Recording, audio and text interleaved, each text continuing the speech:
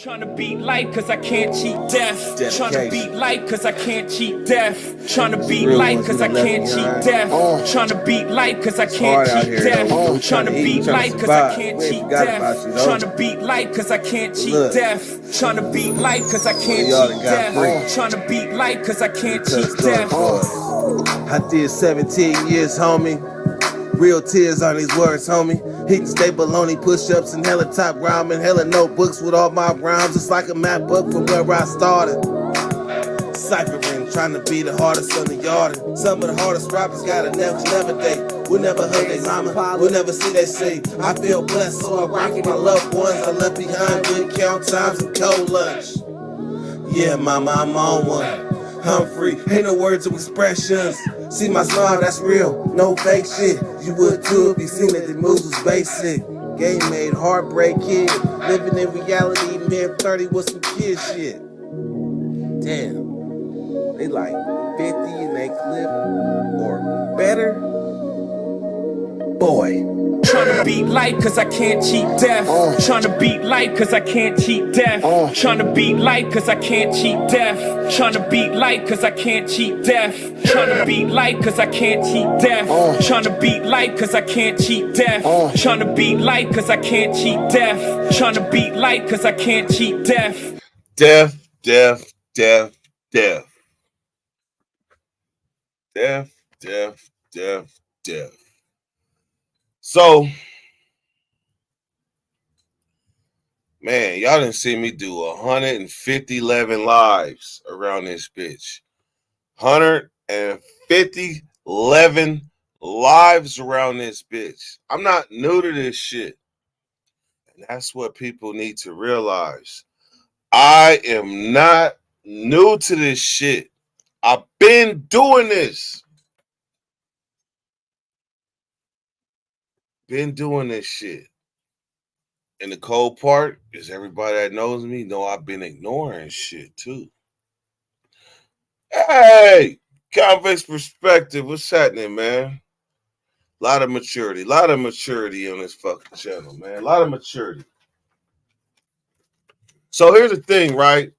Like this live right here, I came on preparing to talk about how being a leader is never easy. Like people seem to have a tendency to think that all you do is put your hand up and say, I'm a leader. I'm a leader and you're going to respect me. But any real leader knows that it don't go that easy. There's a lot of heartbreaks that come with being a leader. PNG, what's happening, man? What's happening, my guy? There's a lot of heartbreak and heartache that comes with being a leader. I don't know why people don't talk about this shit, but I kind of do understand. It's when you're a leader, like you got certain expectations of you as a leader. Like you got a certain expectations. I'm gonna give you a small example. Man, look, I see my partner getting packed out. Whether he realized he getting packed out, that's my partner. And I'm coming to his motherfucking aid real quick. You ain't even gotta tell me. Real quick. That's what's required of a leader. You gotta be able to put your own shit to the side and stand up for your people. Should I say that again? You gotta be able to put your own shit to the side and stand up for your people. What is your people? When you're a leader, you're always building. You're always building. Everything might not catch when you building. Everything might not catch as you starting. But eventually, you're going to catch something. And when you catch it, that's when you realize that you got people that fuck with you in a real way. Not on no YouTube shit, in a real way. And when you realize that, it's on you to be like, you know what? Yeah, this a real motherfucker here. And I don't want to play these bullshit ass games with him. Damn, man. Why the fuck don't I got a lighter, man? This shit is crazy, man. Spencer. I know there's a lighter around here somewhere. Spencer. Damn it, Jim. I gotta get a lighter, y'all.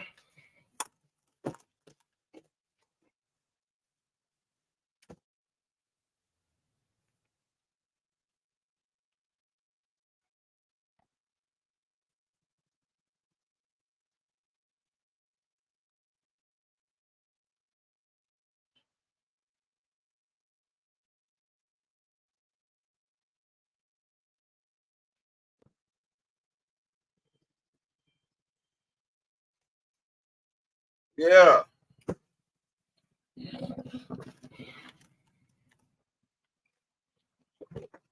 Shout out to everybody that's coming through. Jay Bird, PNGs, Convict Perspective. That's Flacco and them.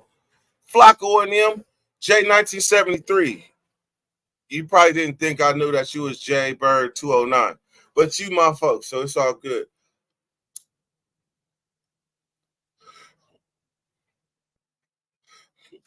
So here's the thing, man. When you're a leader, it's a lot of responsibilities come with that. People have a tendency to think that that shit is easy. You don't always do the most favorable things as a leader. You're not going to be able to appease all the people that fuck with you. You're not never going to be able to do that. That's true. That's chasing a pipe dream. That's chasing a pipe dream.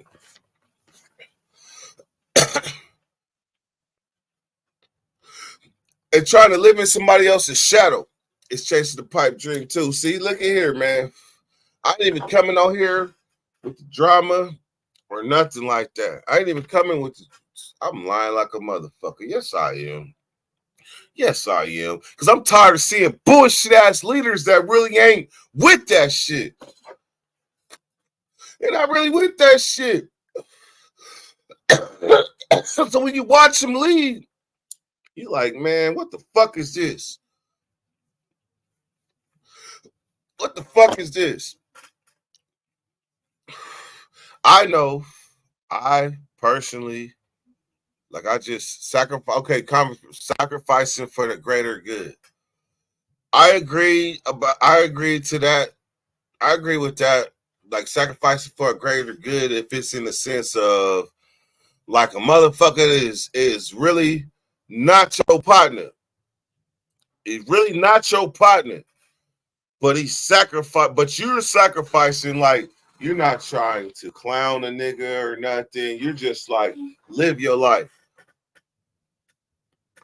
You like live your life, man. Just leave me alone. Is that not realistic in this day and age?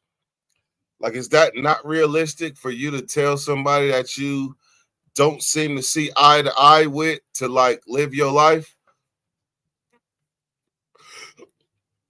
Because I'm starting to see that that's the narrative.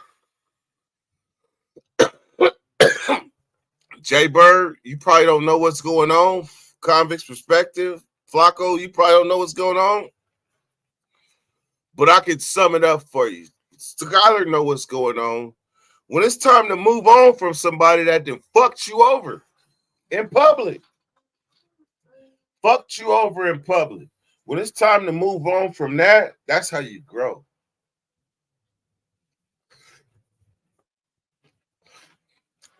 But in the process of that, like I said earlier, there's a such thing about making amends with the people that you wronged. And if it's not in you, it's just not in you. But there's a such thing about making amends with the people that you've wronged. That's one of the steps in AA. Speaking of AA, I ain't got no AA drink around me. But still, nigga,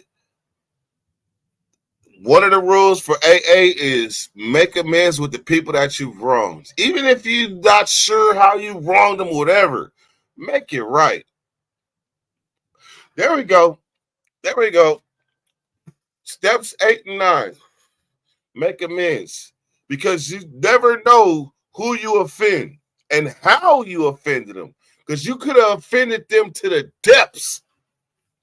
And if they don't tell you, you'll never know. That's why AA is like, make amends to the people that you made a wrong, even if you don't feel like you did them wrong. Still, make a list of the people that you could have possibly did wrong and go about that list. And that's how you achieve sobriety and greatness. Because everybody that was against you or that you thought was cool, thought your partner, and you didn't wrong them and you didn't even know because they wouldn't tell you because passive aggressive is some real shit. And you come in humbleness, to me, that's when you step into greatness. When you face your fears, and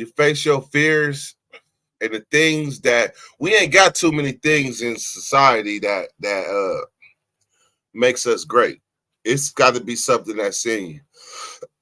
So if you think you're great and you're going into society looking for greatness, forget about it. It's supposed to be something that's already in you. Shout out Matt Moonbeam. It's Convicts Perception said my sponsor got scared of me seeing my list. Oh shit. Y'all don't get that. They don't get that, Flacco. I'm gonna just go ahead and speak and say for these, like, unless they battle addiction, they don't know what it means to have your sponsors scared of you seeing your list. Because if that motherfucker is vast, nigga, that's a job. I mean, excuse me, Flacco. That's a job to attack all the people. I mean, not attack verbally or physically, ever. To sit there and have to go through a list of the people that you may or may not have wronged. That's grown man shit. That's grown man shit. A lot of times people say shit out the side of their fucking mouth, but they don't really know what the fuck they saying. Like, you got to be able to see your own shit in a midst of everything. You got to see your shit. If you don't see your shit, you're not ready to heal. You're not ready for steps 8 and 9. You're not ready to overcome what's been holding you back. You're not ready. So when you have conflicts with people, fuck this shit. Fuck this shit. I'm gonna speak direct. Y'all got to see me and my homeboy fall out in public. And y'all been waiting to see what I was gonna say. I was kicking back, seeing, if there was gonna be some accountability accepted.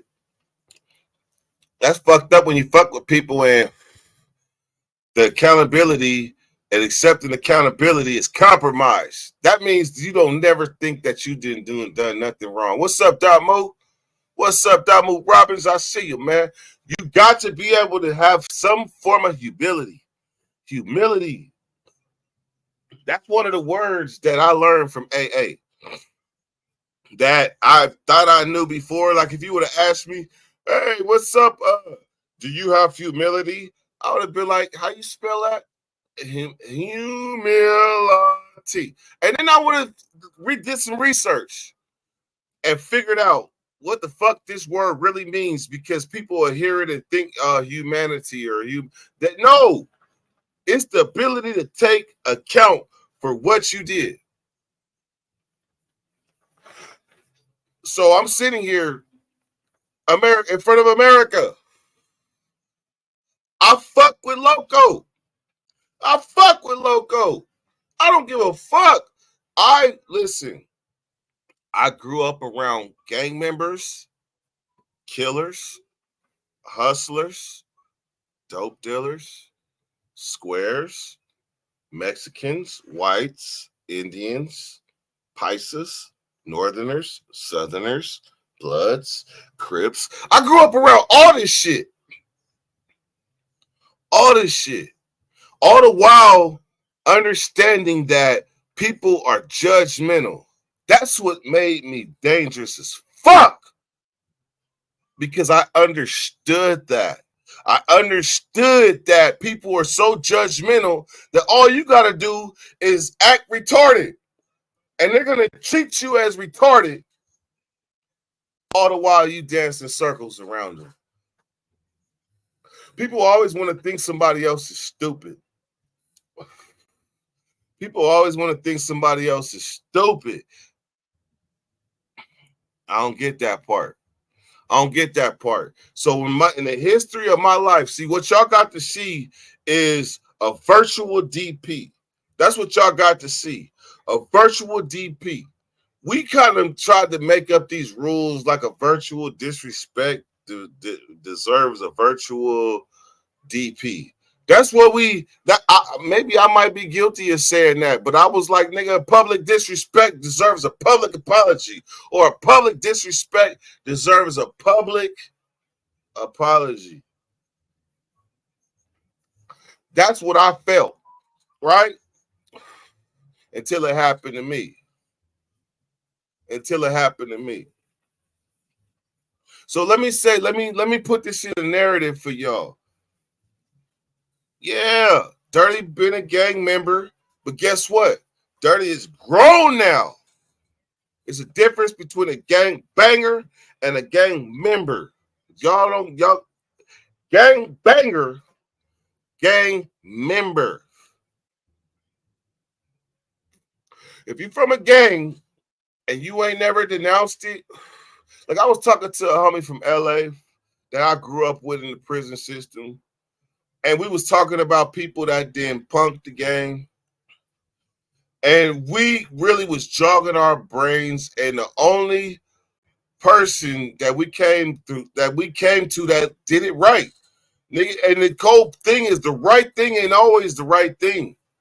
But the homie decided he wanted to basically stop banging. So you got to lay your flag down. And this motherfucker, I ain't going to say his name because it was years ago. I don't even know if he's dead or alive. This nigga came to the yard and was like, I denounced my flag. Drop this flag. So y'all, I'm going to speak gangbanging to y'all that don't know. When you denounce your flag, there's a procedure for that. And I was 19 when I seen a solid homie come to the yard and say, you know what? I ain't got it in me. Like, this is not the direction I'm going. I ain't fucking with the homies. I'm done. And had a flag in his hand and dropped it. That's what's called laying down your flag. This ain't a gang banging live. I'm just giving y'all education. Like, when motherfuckers want to get out the game, like, there's a such thing called laying your flag. So if you in the midst of gang banging and you lay down your flag, then you laying down your flag because you in the midst of it being a gang bang. But if past that, if you last past the gang banging thing, then you become a gang member because you're gonna always be where you was from. You're always gonna be where you was from. I'm not a gangbanger. Let's get that straight. I don't care what type of image people be selling on YouTube. I am not a gang banger, but I am a gang member. I'm from Del Paso Heights, and I put in the work to do that. I put in the work to say that, and I didn't do it the easy way. I did not do it the easy way. I probably might come up here and pop that shit and make this shit look like I ain't been through shit in my motherfucking life. But guess what? Today is the day where you start to realize, like, I just didn't wake up like this. I did not just wake up like this. I had to go through some shit. See, life is supposed to make you go through some shit. Life is supposed to teach you lessons where you go through relationships with people and this shit gets broken and you have to heal. And that relationship ain't always the girl that you with. It could be the person that's been on the side of you for forever. Sandbox. That's what we call them. Sandbox. And then you got to grow from that. That's life. You got to grow from that. See, the thing about the era that I grew up in, see, in the 80s, the 70s, and the 80s, where OG Kev, you know, that era where they was players and shit, like the music was talking about, you know, get fly around this motherfucker, pop that shit. But there wasn't no E40s in that era. There wasn't no E40s in that era. See, I come up in the era of E40 where we finally had a rapper that was teaching us the game. You dig? Shit like that. We had E40s that was teaching us the game. And if you was exposed to that, like, watch this. Nigga, you pull up to a motherfucking spot, a nigga bumping, Mr. Flamboyant, Mr. Flamboyant. Do you know? Oh, that nigga got access to the same game that I got. He listened to the same music I got. This nigga know what time it is. Because we didn't have no rappers that was laying that shit out. That was going to teach us about heartbreak and understanding when it's time to let go from niggas. That's where your greatness happens. When you realize this is the end of the road. This is the end of the road. Like, we can be cool. We can be cool as fuck on this level right here. But on this level right here, nah, it's time to grow up. It's time to mature. And it's time to accept that you was never for me. You was never for me. You know what? The reason why I'm not saying no names like I thought I was going to say some names is because there's a certain thing, and any person that has ever been a gang member knows this. Hood business. Hood business. Like, any person that ever been a gang member knows that hood business is not really supposed to be expressed. I mean exposed out in the open like that. Anybody knows that. But because I was publicly disrespected time and time again, I hit a breaking point. We ain't perfect. We got breaking points. Y'all notice when C-Mac got DP'd, the only way it got out is because somebody recorded that shit that wasn't supposed to record it and put that shit out there. But the action of it was all the right way. Behind the scenes. Beat your ass. That's how it's supposed to go. So I'm being a stand-up dude right now. To the homies that, you know, we talk to, you know, all my bloods, like, you know, talk to. And you know what? I know what was supposed to happen. And other gang members know what was supposed to happen. There's supposed to be some mileage going on. But because I didn't do that, I went out on public and did it. And you know what? I can't take that back. When somebody disrespect me, I can't take that back. Shit, man, I'm not perfect. Is what I'm telling y'all. I'm not perfect. You fuck with me, listen, 100,000. That's all I know. One thing about prison niggas, like Loco be telling y'all, I'm a prison nigga. I am a prison nigga. Traumatic had to learn that shit. Traumatic had to learn that shit. What did I tell him back then? Man, you fuck with a prison nigga. The main thing about prison niggas is that our fucking filter is compromised. So that's what ain't nobody ever said. Nobody ever really said, like, what's the difference between a prison nigga and these other niggas that talk shit? I'll give you a scenario. Traumatic talk shit. I talk about his motherfucking ass in a way that shook up a fucking America. What? He disrespected me and put my thumbnail on, called me Officer Dirty Weather. What the fuck? And no, this is not a bad traumatic thing. I'm using this as a scenario about prison niggas and they fucking filters being compromised.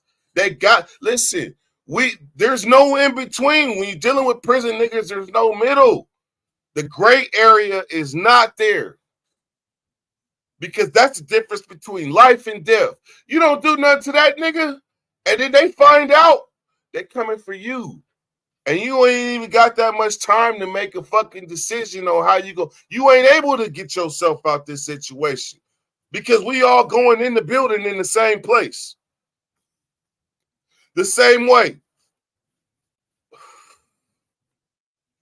We all going in. So you might as well just say, yeah, if these niggas coming to get me, they not letting me in the building because if I can get in the cell, I'm going to get me a knife. I'm going to be able to do this. I'm going to figure out which homie I'm going to get. He might not even be the instigator, but I'm going to still get somebody and get up out of here. That's that type shit. That's that penitentiary shit.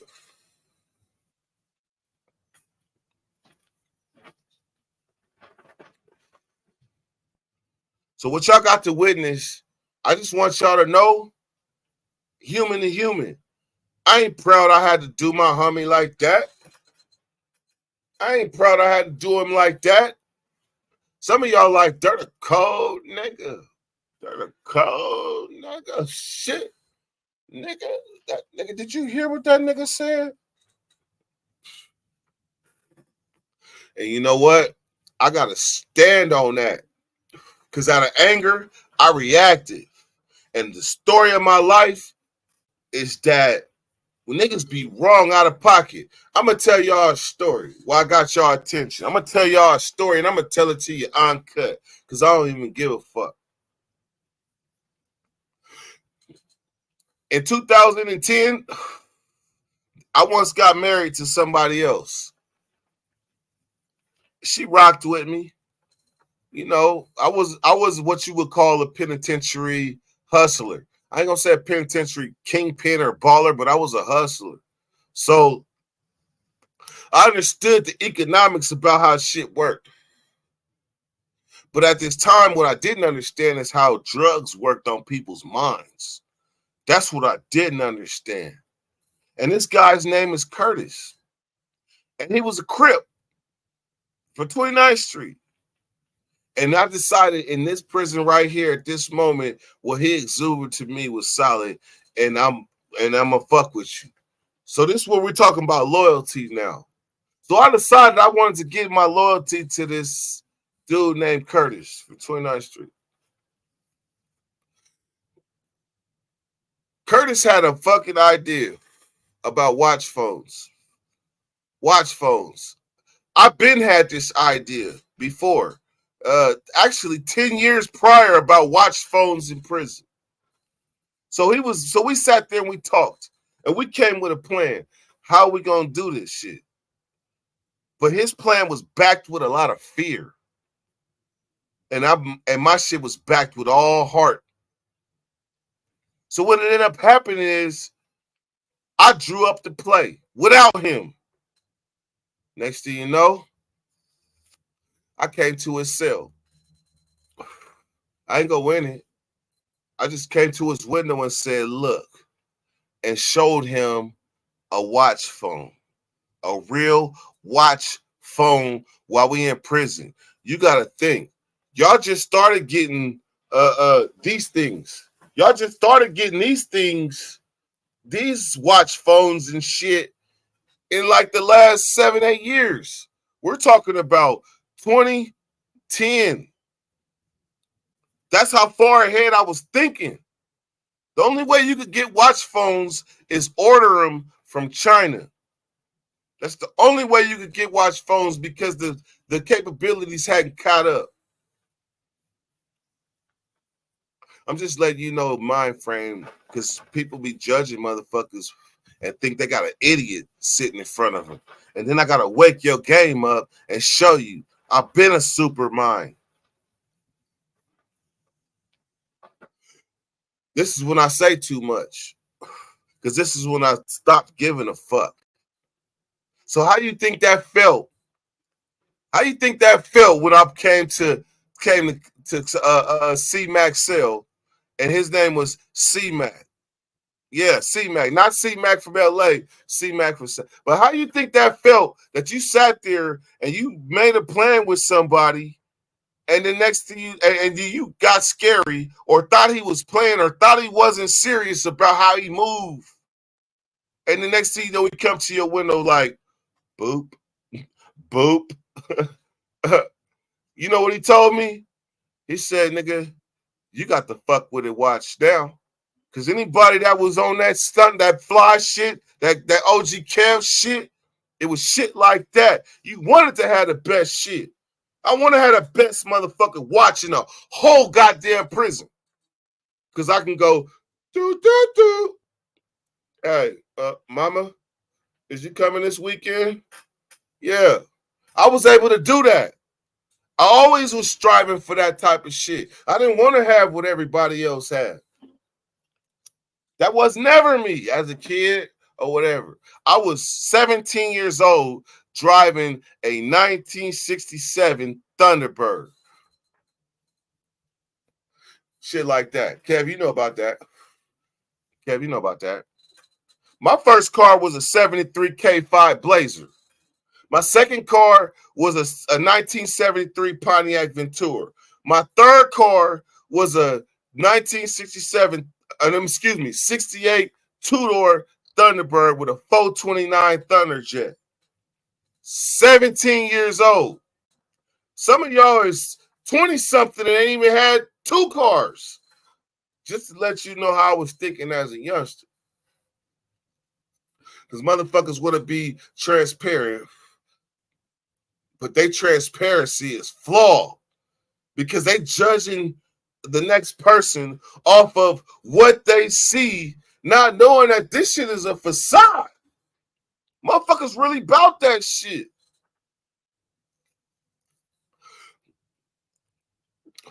It got bigger than Benji. Just so y'all know. My little rhetoric got bigger than Benji because I want everybody to know.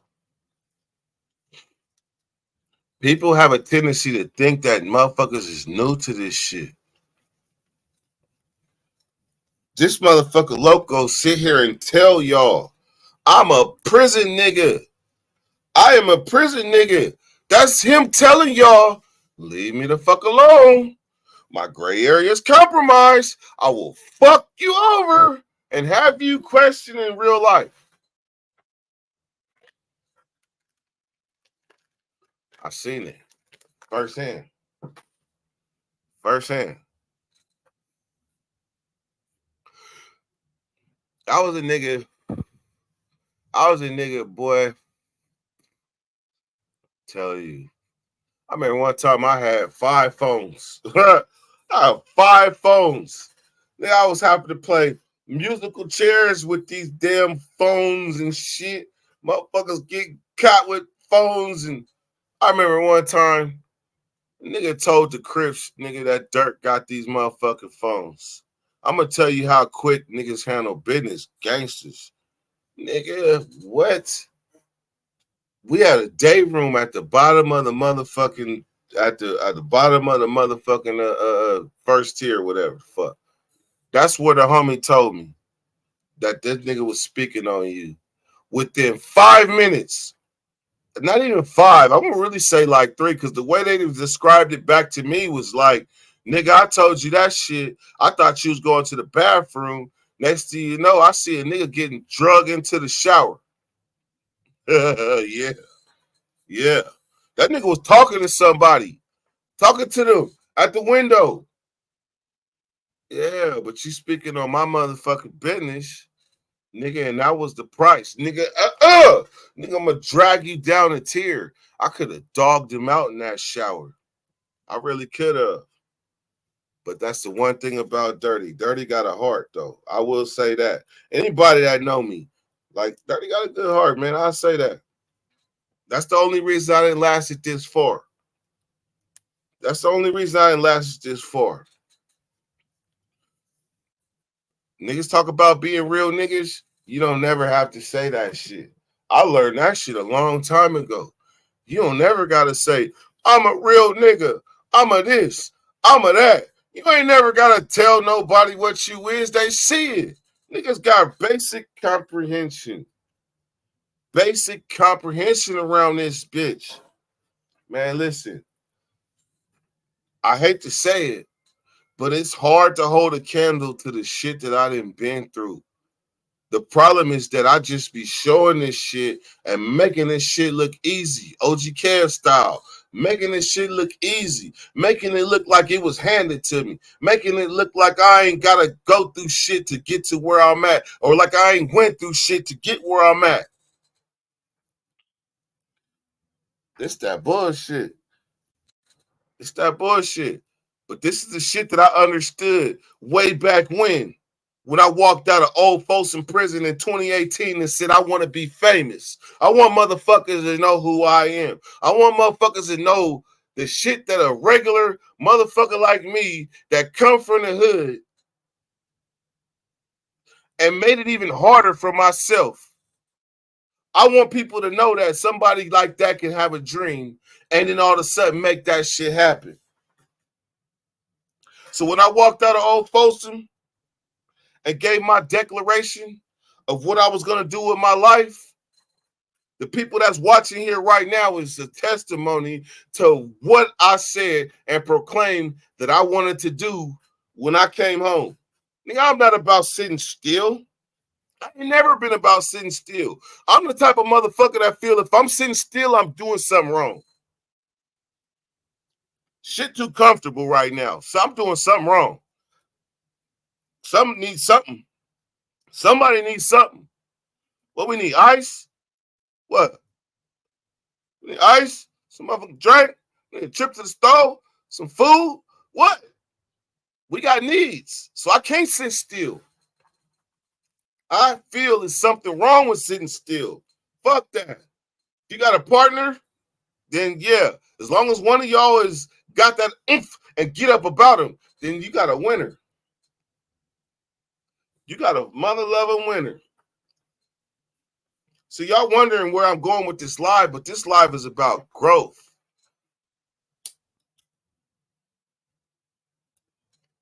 It's about reality. It's about being able to embrace who you are.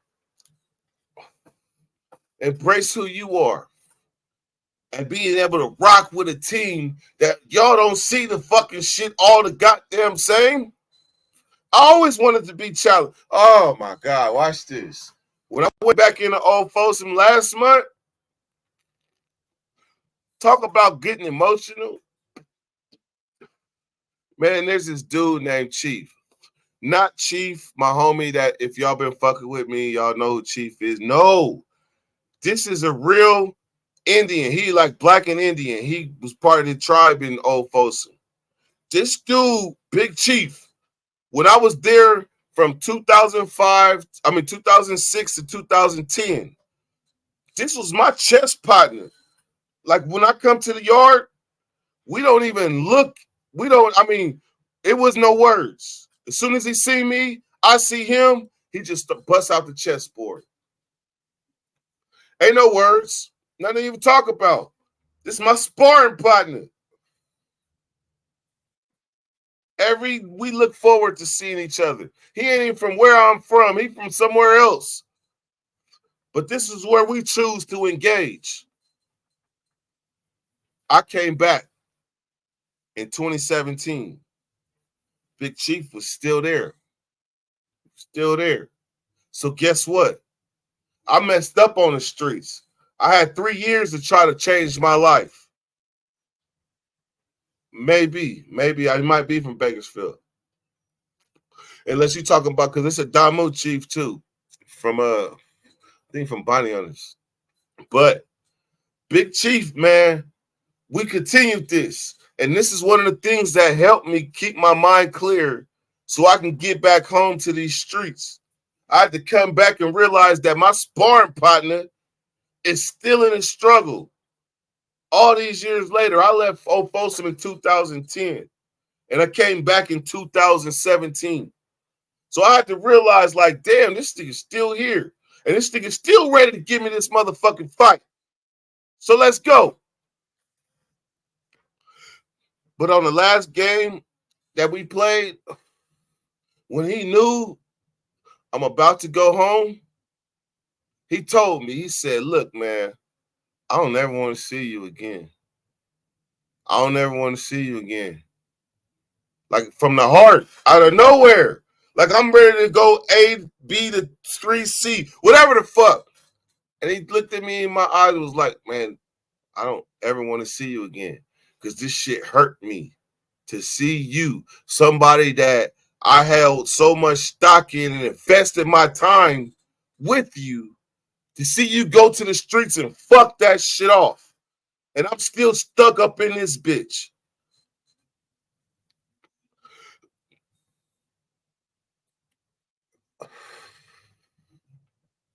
Damo, yeah, that's the same chief. That's the same chief. I remember. So, but this not that big chief though, because this dude was a civilian. So it hit harder, it hit different when a civilian tell you something, because as a gang member, when gang members tell you something, we damn near as youngsters take that shit as gospel. But when somebody that ain't from your struggle tell you something, it automatically hits different. Because you're forced to look at it like, this nigga ain't my motherfucking daddy. Why this nigga telling me this shit?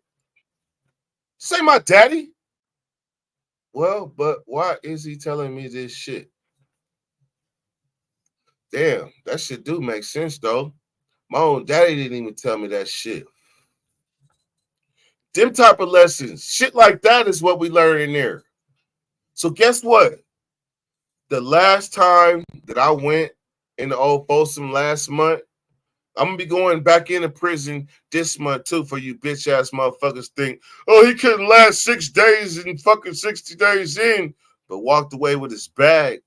He's scared of prison. He's a punk. I go back into prison once a month. Real prison. With no guards. Activities. Basketball. Football. Giving back time. And giving my testimony of what it is to come home from prison and and set your goals, set your sights on something, and be able to talk to the world. I had a dream when I came home.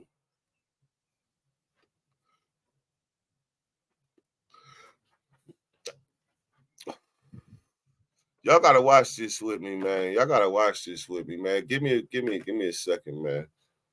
Let's see, 30. Because there's a lot of people that are just getting to know me. First day out. Dirty weather, first day out.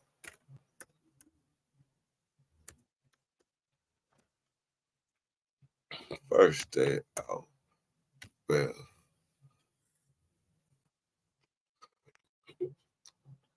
All right. So let me lead you up. Let me lead you up to this shit. Now, I'm walking out of prison, right? I mean, but while I was in there, knowing I'm about to come home and have a second chance, I wrote the shit down that I wanted to say when I walked out them motherfucking gates after 2.5 years. And in this 2.5 years, I had been on a run. Like my whole life changed. I was up, as they said, up, and had it all snatched away. I had to go on a run and ran on the run from California all the way to Florida and had never been past Texas. Like I don't know nobody over there. I'm just running. Fuck it. Like I had to survive that shit. So when I finally got caught after all of that and paid my dues, I had a different frame of mind. So before, as I'm preparing to come home, I was like, yeah, you know what? While I'm in these bars, let me write my thoughts down and write my goals down and talk about how I see the world how I see the world now. Because I only had 3 years from 17 years old to when I finally went back. I was free for about 3 years. So how old am I really in real life? Real life, how old am I? That shit crazy. Shit like that. Think about that shit. Listen to this dude. This dude right here was full of hope, dreams, and aspirations. This is 2018.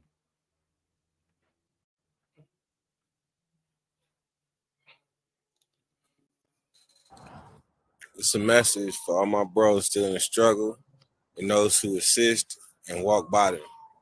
Thank you and don't give up on us.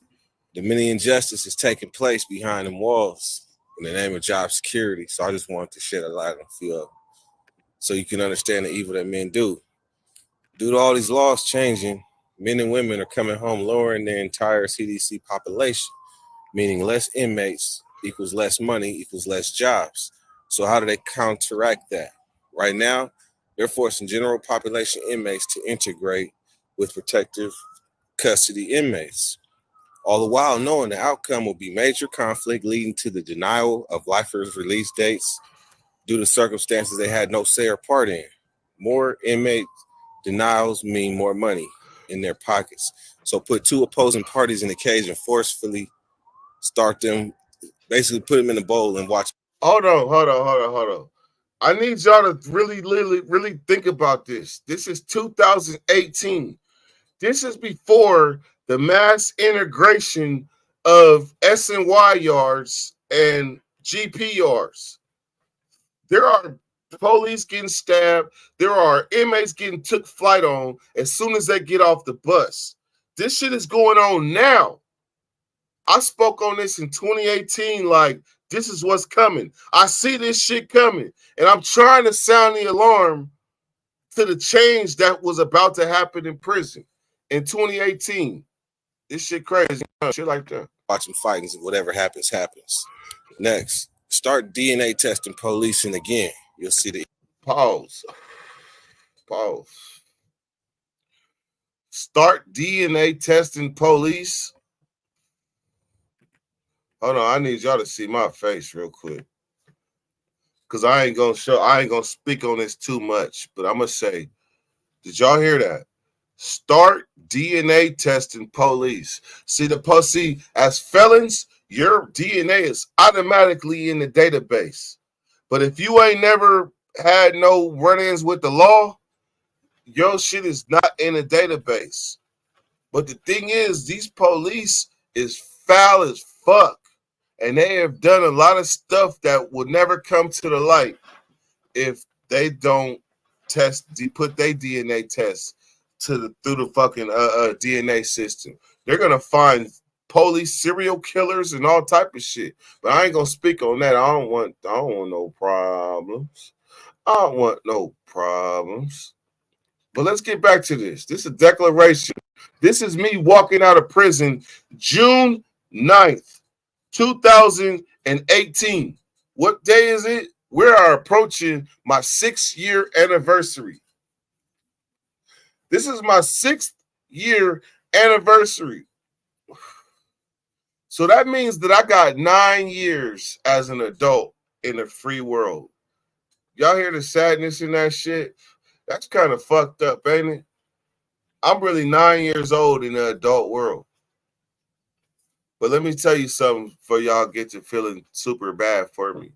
There's a thing called, like, when you come home from prison, you can go one of two ways.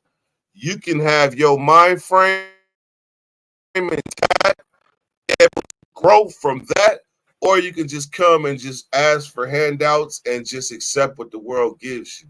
And most of the people that go the latter, it'd be rough for them. But the people that come out hungry and with the ability to still learn intact, the ability to still dream, no matter if you did 10, 15, 17 years, that's an accomplishment. That's what people don't get, shit like that.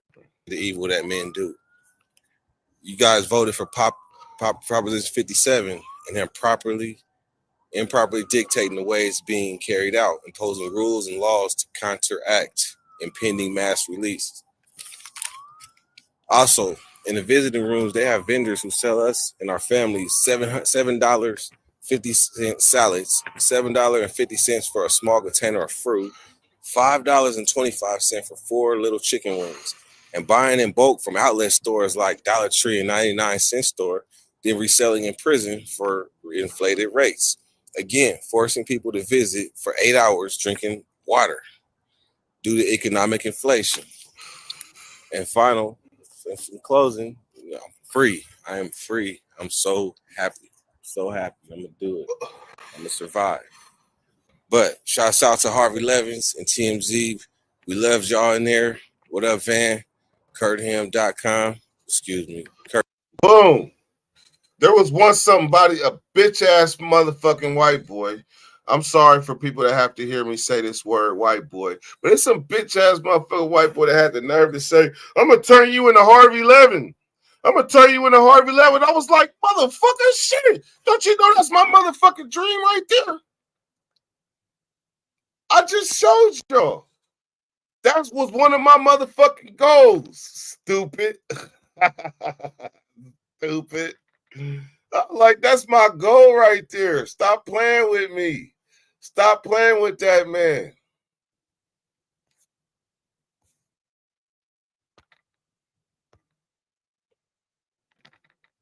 Damn.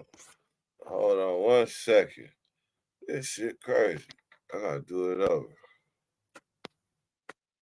Bam.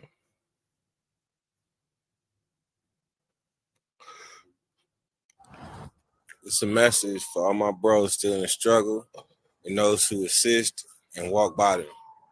Thank you and don't give up on us. The many injustice is taking place behind them walls in the name of job security. So I just wanted to shed a light on a few of them so you can understand the evil that men do. Due to all these laws changing, men and women are coming home lowering their entire CDC population, meaning less inmates equals less money equals less jobs. So how do they counteract that? Right now, they're forcing general population inmates to integrate with protective custody inmates, all the while knowing the outcome will be major conflict leading to the denial of lifers' release dates due to circumstances they had no say or part in. More inmate denials mean more money in their pockets. So put two opposing parties in a cage and forcefully start them, basically put them in a bowl and watch them fight, and whatever happens, happens. Next, start DNA testing policing again. You'll see the evil that men do. You guys voted for Proposition 57 and they're improperly dictating the way it's being carried out, imposing rules and laws to counteract impending mass release.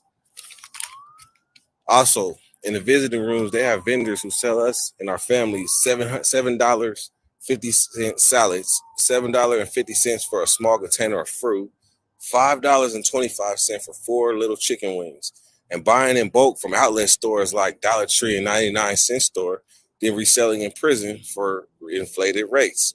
Again, forcing people to visit for 8 hours drinking water due to economic inflation. And final, in closing, I'm free. I am free. I'm so happy. So happy. I'm going to do it. I'm going to survive. But shouts out to Harvey Levins and TMZ. We loved y'all in there. What up, Van? KurtHam.com. Excuse me. KurtHam Facebook. And Dirty Weather IG. Hit me. I be trying to talk real shit. I'm be trying to tell them, like, they be trying to invalidate my character and shit. And I be like, damn, man, is it that serious? Is y'all that blind? Is y'all that blind? Like, I be throwing real shit in and they take that real shit and invalidate that shit and turn it into something else. So that just let me know, like, that's not my crowd. That's not my crowd. This bitch ass nigga right here. You not my crowd. Wait, nobody's safe. Show your love. Okay, no, my bad. Nobody's safe. We don't fuck with show your love. Yeah, that guy. D Chef say, Dirty, my sandbox came home doing a quarter on 40. Hit the ground running. Man, listen. Them is the only type of people that for whatever reason, the people that I fucked with inside, every last one of them is winning in their way. They done came out home, found their lane, and they winning. Every last one of them, the people that I took the time to grace with my opinions and the way I see life, and took the time to listen to how they saw life too, and we met in the middle, all them motherfuckers is winners. That's what I'm about. I'm about winning. I don't fuck with no losers in real life. I don't do it. It's hard for me. Like, I don't know. Like, I probably got some losers in my phone. I probably shit, man. Whole bunch of them. Do I call them? Probably not. Life is about progress. All right, man. I got a lot more to say. But we're gonna put this link up here one time. We're gonna see how this shit goes, shit like that. Cause I really don't feel like putting this link up there. But it's questions that people got. Like, how do two homies fall out in such a manner? And how does it like play out behind the scenes? Like, how is it? There's two ways about it. It's a YouTube way, and it's the way that it's supposed to go. Like, so y'all got questions. Y'all probably got questions. Dolly Bear, I see you. Catch you later, Dirty. Thank you. The room got crowded. No, Dolly. No, it's never too crowded for you. I don't even want you to start thinking like that. It's never too crowded for you. You are here and you are important. And you have a wrench and you are on the screen. So this room is never too crowded for you, because they might come in here and try to jump me. I might need you to have my back. I might need a tag team, Drina and Dolly assassin team. You never know what goes on in this thing. We don't see these comments. You must be streaming on other channels. Oh, yes, I am.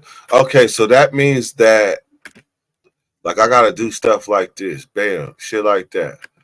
Bam. A lot of cats at that 27, 30-year mark coming home right now. A lot of my homies is touching after 27, 30 years. Most is coming home and not returning up to the bullshit. 100%. When I started, before there was a bakery, there was a Dirty Nation. Before there was a Dirty Nation, it was, what is this guy Dirt doing on YouTube? That's what it was. He just telling the stories and shit. And so then, like, the first thing I wanted to do different is I started the thing called the Weathercast. And that was where I was interviewing all the homies that was just coming home, no matter what part of Sac they was from. The Heights, Oak Park, G Parkway, Metaview. I was interviewing all the homies. But that's that vision that I had. And then shit got lost in translation, but that shit is always there, because the people that's our age that came home, that hit the ground and was superseded the bullshit, them is the motherfuckers that's able to kick back and be like, yes, life is grand. Them is the ones that's able to do that, because that's what we're supposed to do. We wasn't fucking with nobody in their 40s when we was teenagers. That was shit, man. You older than my daddy, shit. So that means that at 40 something, where we supposed to be in life, with shit figured out, with forward progress, shining. Everybody that's in their 40s or better, at least where I'm from, that I fuck with, you supposed to be shining. We're not supposed to be in a mix of none of that bullshit. We supposed to have a straight cut way of life, to where it's this, that, this. Straight cut. Some of y'all saying, he dissed a no cut. Y'all stupid. Yeah, I'm talking to you, the person that just sat there and thought I was dissing no cut. No. I said you got to have a straight cut way of life. That way you don't get caught up in other people's shit. Straight cut. You stick to who you is as a person, your morals, and you go straight forward. You got to have your goals. You got to have your aspirations. But when you realize that this person is not for you, Nigga, listen, I done had a lot of cats for me that I thought was for me. That's a story of my life. Giving my all to niggas that really didn't really give two fucks to me because I bit into the dream. So now let me get back to the story about Curtis. So what happened is Curtis got on drugs. Yes, it's for y'all that was listening earlier. Yes, I said I had a partner that we're gonna talk about blinders. I had a partner, crip partner, 29th Street nigga, but we in this prison where niggas, the hustlers is the ones that's moving and shaking and shit. And I'm a hustler, but I'm a cold hustler because I hit this prison, right? And when I first came out, I had, man, some motherfucking shoes with some strap on, like the Velcro straps. Man, my pants was not fitting right. Man, my motherfucking shirt looked a little dingy. And I ain't had no clippers because I hadn't got my property yet.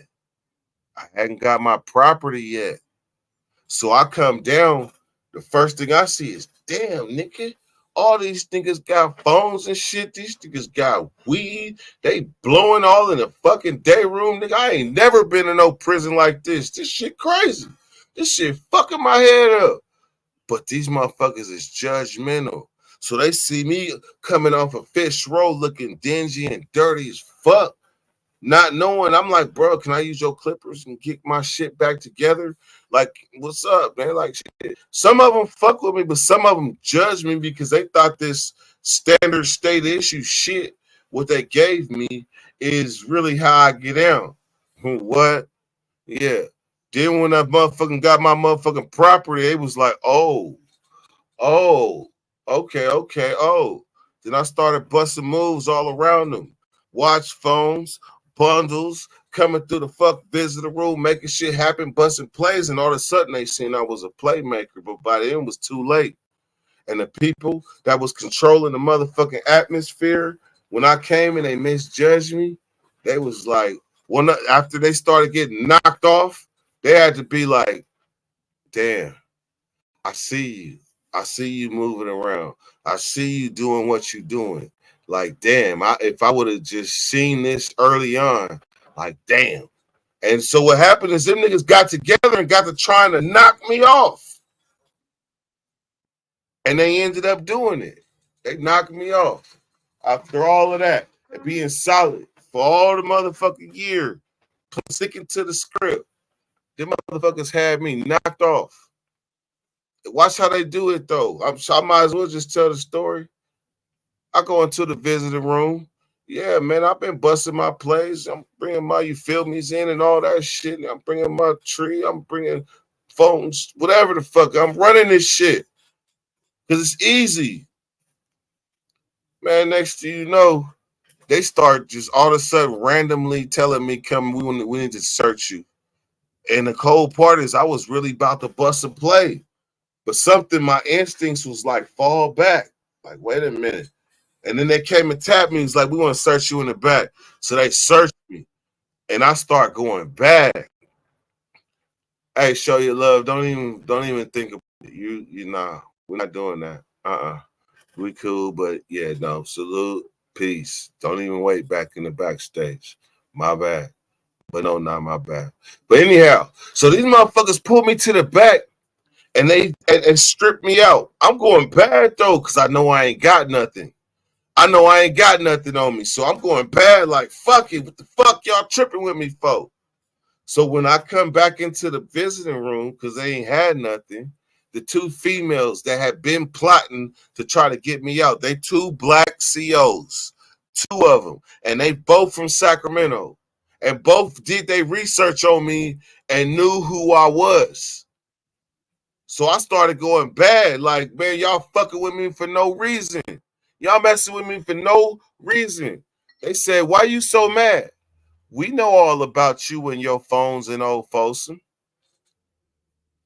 Well, yeah, shit, in Old Folsom, that was a prosperous time. Shit, that was when phones became plentiful. You get a phone for $500, them AT&T things, when they first hit in 2006 and 7. Yeah, I was part of that wave. I never knew what doing time without a cell phone was like. So I got caught with hell of the motherfuckers in Old Folsom. I got caught with 2 at the same motherfucking time. Not bragging, but shit. I thought I had a good motherfucking hiding spot. I used to put my shit in a fucking raincoat outside the cell and hang on the bars because they was running drills on my cell. Because what was happening is stupid ass niggas was saving you in their phone under your nickname, and they get caught with their phone, and the police be like, "Oh, we go to Dirt's house, C-Mac house, B-Tone house. We go to all these houses because these motherfuckers they getting caught slipping like that." So then when I found my spot, knowing that they drill, man, I was about 1,000 for like 9 cell searches. I go to dinner and come back, man. They got the tier locked and they searching my motherfucking cell. Right, I'm like, this regular shit. They ain't gonna find my shit. It's right in their face, hanging in a yellow rain jacket outside the cell, a dirty one at that. Man, look at here, man. I thought I was about to be done with it, man. Them motherfuckers went in the pockets of the rain jacket. It was over. Them motherfuckers sent my ass to Calipat. I was a Sacramento nigga all the way in fucking Southern California in Calipat. As Loco would say, man, we getting too deep in this prison shit. But I can't help it. A lot of cats at 30-year markers coming home, and a lot of my homies is touching after 27, 30 years. So I know a lot of the homies, all the homies. I mean, from every hood, all the homies from every hood that has came home, that has done that type of time and was active, I know all of them. I promise you, Damu, just say a name, and I promise you, I'll be like, oh, that's the homie who did from there. That's the homie from there, he did that.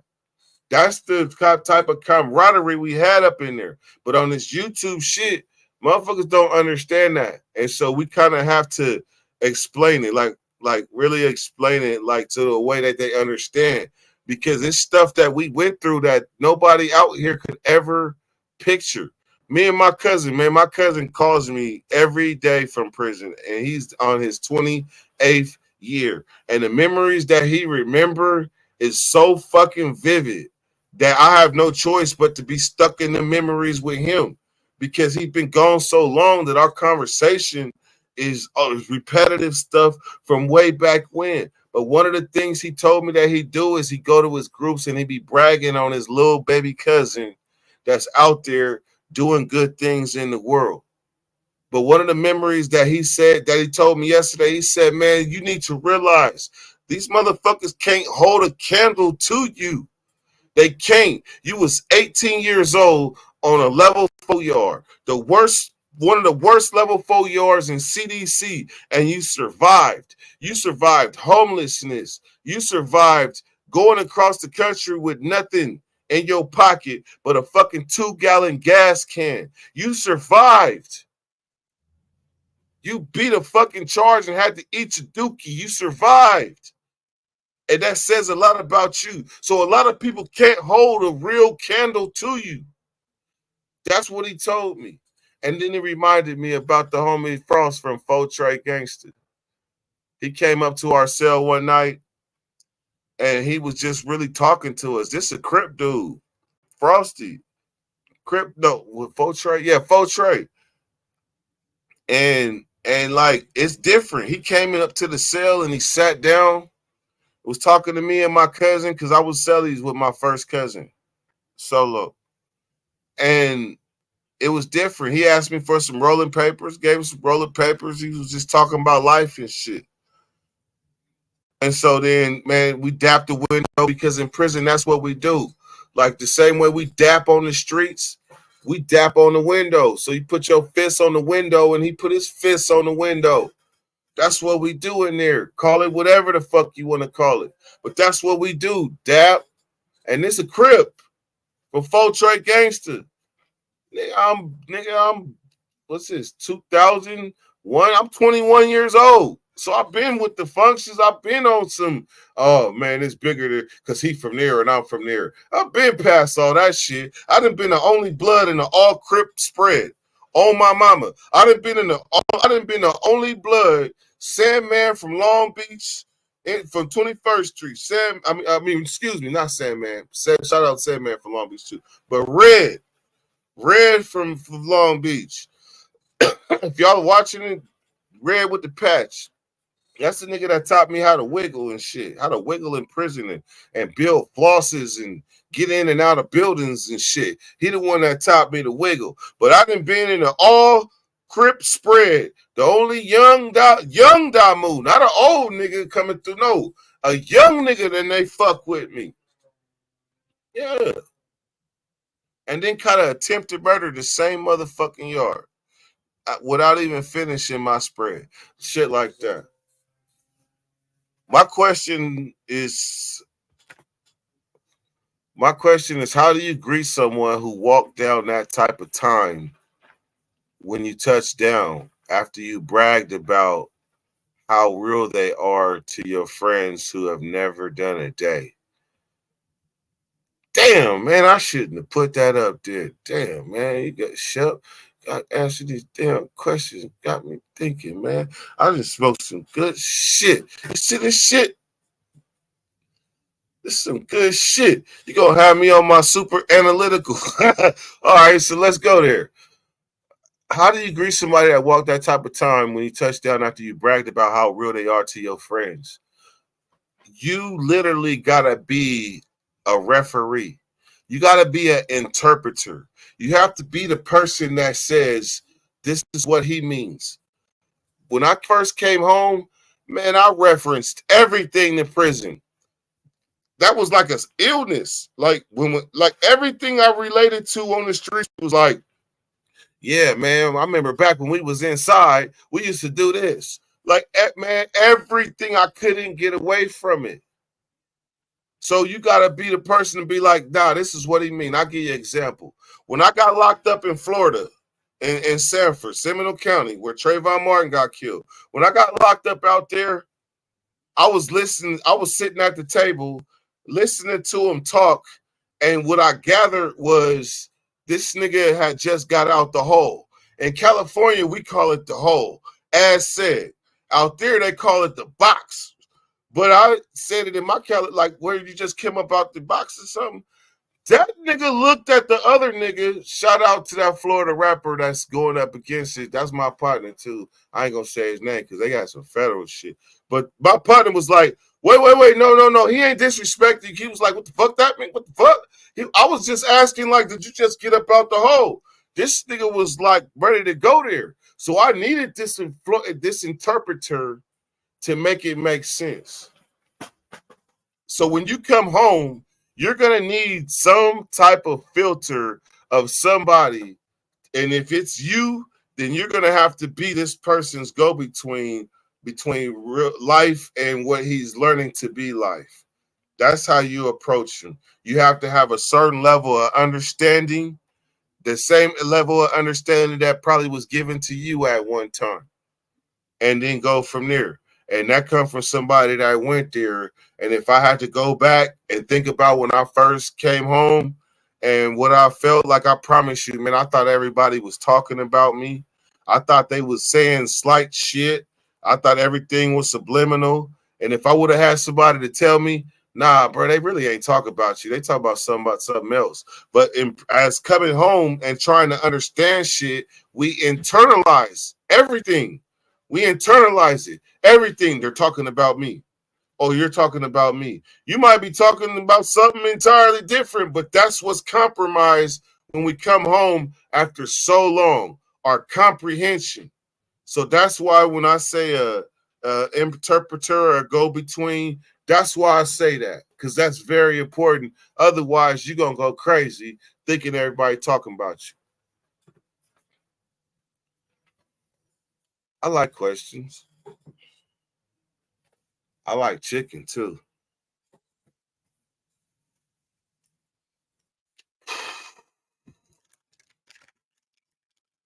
I don't even know how we got here. How we got to talking about all that. I've been told I was long-winded. Show your ass tried to come up here, but we're not doing that. Like, this is live about not going backwards, man, for real. Like, I don't care if my journey is my journey. It is my journey. But people that didn't crucify me along the way, you'll never get another chance to be two-faced with me. I'm not here for your entertainment. That's the problem. I ain't here for your entertainment. That's the thing that, see, watch this shit. See, this is cold. That's the thing about when you start talking and people just pop in your mind. I promise you, it's like a Rolodex of fucking loaded bullets. But I'm going to say this. I'm never a punk. I'm never a bitch. And if you rewind the live earlier, then you'll see that I use how I look and how I act as a weapon to see who's judging me like that. All the while with you in the sights. I don't know who y'all think I'm talking about. I don't even know who I'm talking about. But it's a cold thing when you judge a motherfucker and you got him. That's why they had that such saying, you got me fucked up. That's why they have that such saying. You got me fucked up.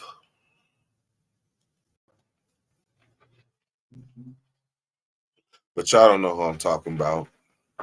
But they do. Ooh, I said they. That means it's more than one person too. Ooh, shit. I just told on myself. I'm saying fuck more than one person right now. I'm saying fuck. I ain't even gonna say his name. I ain't even gonna say his name. Definitely fuck Ronell though.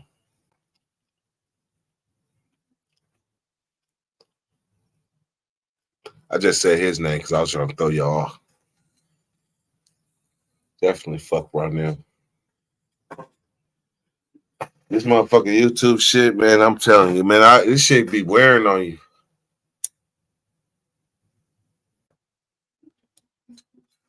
This YouTube shit wear on you, man. After fucking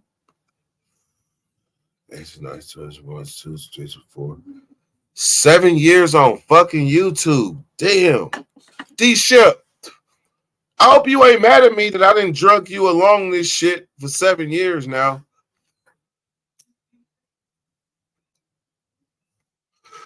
I hope you ain't mad at me because, damn, man, I didn't even know we was on year 7 with this shit. Well, everybody talking about 4 years, Shep. Me and you on year 7. Damn. Man, I done gave a lot of my motherfucking life to this YouTube shit. And y'all wonder why when I go crazy on somebody, I go crazy because I be fed the fuck up. I don't always feel good about it. But in that moment, I am not a man. I am not myself. Y'all have witnessed this shit. Y'all have witnessed a YouTube personality called Dirty Weather 916 morphing into somebody else to where y'all was like, how many of y'all motherfuckers put a one in the chat if you ever seen Dirty do some shit where y'all was like, what the fuck? What the fuck? Where'd that come from? Put a one in the chat if you ever seen Dirty do some shit that had you like, God damn, shit.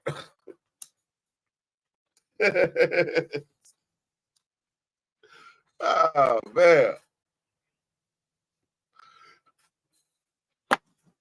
I done stuff to where I had to look back and say, damn, nigga, like that? For real? You really was like, well, guess what? At that time, that's how I felt. And in life, that's why they always called me to come mediate meetings when homies had issues. That's why I was that type of time to pull that trigger and make the motherfucking decisions that need to be made. They can count on me to make them right decisions, whether they like it or not.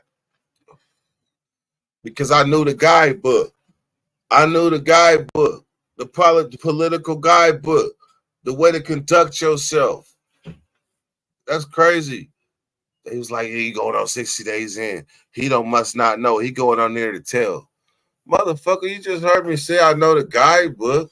They can't make me tell. Who the fuck on a TV show gonna make me tell on anything? Who? Who gonna make me tell? You gonna make me tell because you're gonna give me a bag in front of America? No, come on, man. I'm way more gangster than that. They knew the risk when they was bringing a convict on that show. They knew the risk. They knew the risk that there was a chance I could read something wrong and be the first motherfucker to take flight on a civilian, or the first contestant to take flight on the motherfucker on the show. They knew the risk.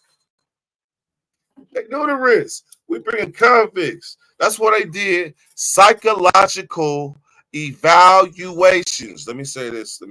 Psychological evaluations.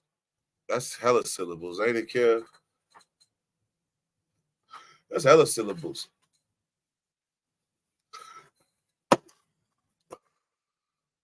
When them motherfuckers found out that I had rimruns, See, Kev had Wellabutrin. I had rimruns. I thought I was about to go in a show and be a jailhouse baller with a sealed bottle of rimruns. They got this thing they make with those rimruns in jail called Remy juice, where they take the rimruns and they add the Kool-Aid with it, some thick Kool-Aid though, and break the pill down, chop it up in the powder and mix that shit, and they be passing that cup around. That's Remy juice. So I thought I was I'm just be honest with y'all. I thought I was about to introduce some Cali shit to some motherfucking North Carolina motherfuckers. About to show them some Remy juice and start charging their ass for about a cup. See, I'm a hustler wherever I go, on TV or not TV. See, that's the thing I'm getting. I thought I was about to have a Remy juice cracking out. So the motherfucker that was giving me a ride there, that motherfucker pulled over. He said, "You got what?" I said, "I got my omeprazole and my Rimron." That motherfucker pulled over. Nigga got on the phone with production and shit. Nigga, they drove me back into town. They drove me back. So the day I was supposed to get booked into jail after Rockstar in the room the night before, they was some shit. They was about to book me. They all of a sudden I wasn't about to be on the show. So I was spending about 7 days in limbo. 7 days in limbo over a motel where a murder happened. The Beaumont Suites. Yeah. North Carolina Bushwatchers. The Beaumont Suites. Then finally I got that call. All right, you're getting booked in. But I had plans. Like I said, hustle in, hustle out. Nowadays, trying to put them immediately on jobs so they can earn. I probably got exposed to something, D-Shep, that I probably shouldn't have.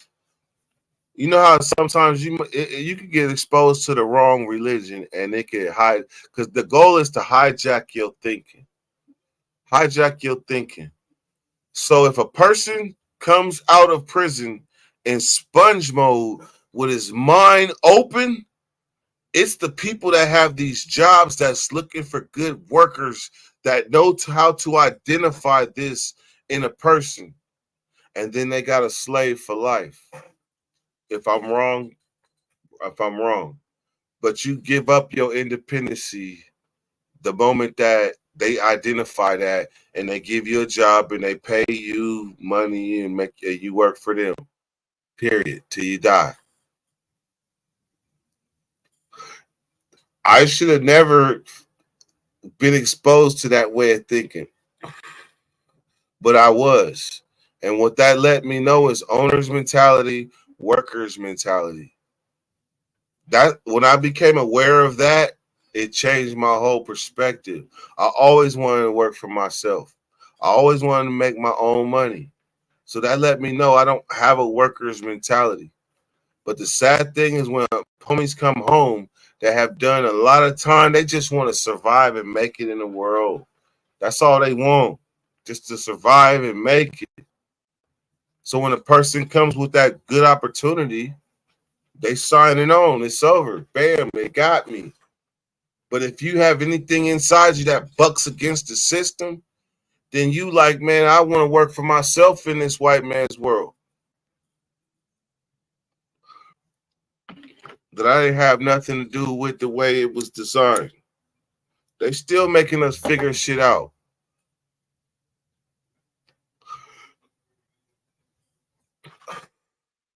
I'm just giving y'all different perspectives, man, because sometimes I be thinking that maybe I'm crazy. Maybe I'm crazy that I see the world this way. Maybe I'm crazy that I've been through all this motherfucking shit in my life and survived that I'm still here and able to do this shit. Maybe I gotta be crazy to have survived all this shit and look at y'all and still make this shit look easy.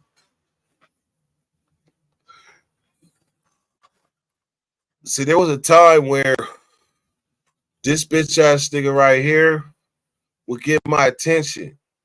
But like my cousin told me, that's doing 28 years yesterday. He could not hold a candle to me. He could never even be in the same room as me. So why am I giving him this type of attention? I don't care what comes out his mouth. He's a lesser person. There's no positivity radiating out of him. Those are the people that I fuck with in real life. You got to be resonating some type of something that represents forward progress. Them is the type of people I fuck with in real life.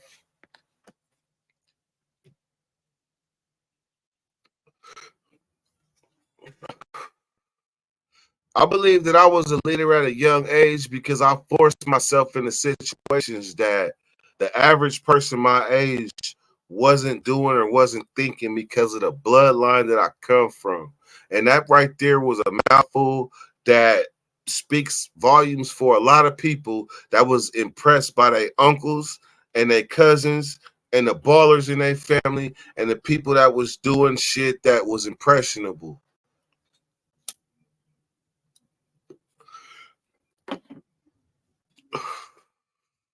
Some of us is bred by circumstances. My mama did her best.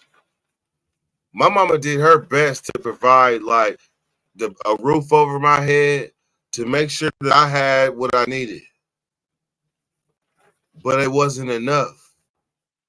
Like when we talk about bad kids, God forbid any of you guys ever had a kid that was as bad as I was. God forbid. Call me demon child, call me whatever. All I know is that I thought the way I thought and couldn't nobody tell me shit. If I wanted to do it, I was going to do it. Everybody ain't like that. Everybody ain't like that. 9 years old, I was in group homes. 9 years old, I was in juvenile hall.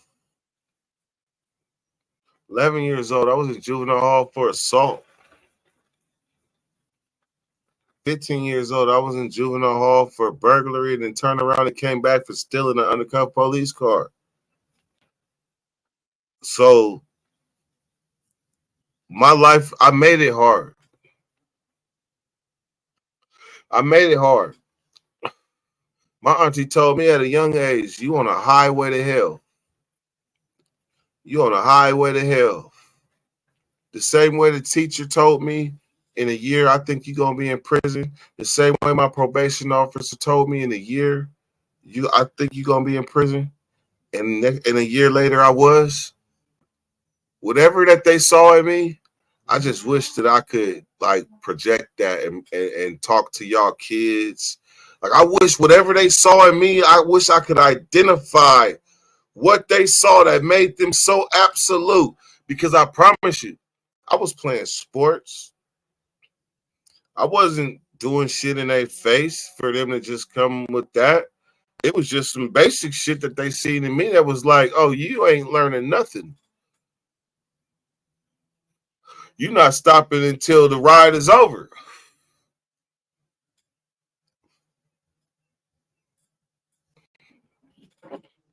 Yeah, that shit sad as motherfuckers.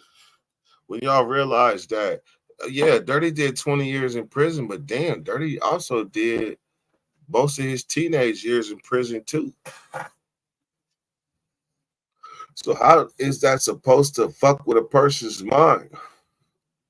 It fucks with their mind when they see that you a survivor and you're still here despite everything that motherfuckers been thrown at you. That's what fucks their mind up. How the fuck did you do 20 years and most of your teenage years in some type of group home, juvenile hall, girls' school setting, and that only graduated you to prison, the county jail to prison? How are you still here?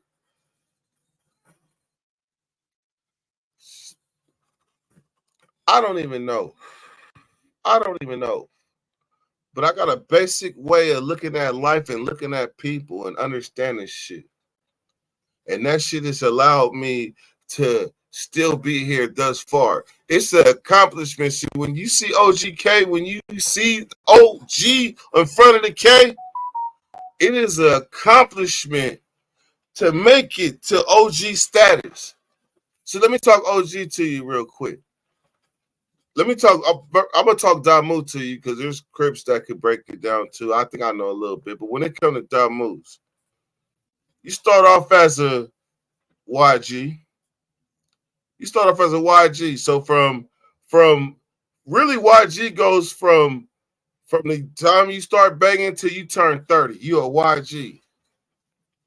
And YG was a real movement, a young bloods that was really with the shit that was from everywhere. Bounty Hunters, Swans, Old Park, the Heights, all because we knew our obligations as young homies, as YGs. Then when you turn 30, then you become a G. That's when you exercise everything that you learn being a YG, coming up, that everything you learn up to becoming a G at 30. That's when you now you exercise because you was bred for this shit. So now at 30, you a G. So what happens is when you hit 40, that's when you become an OG. When you hit 40, that's when you become an OG because there's a certain level of expectancy of your mind capacity once you hit OG. Because there's people that's past 40 that's not OG. That is a status that is earned. It's not given, it's earned.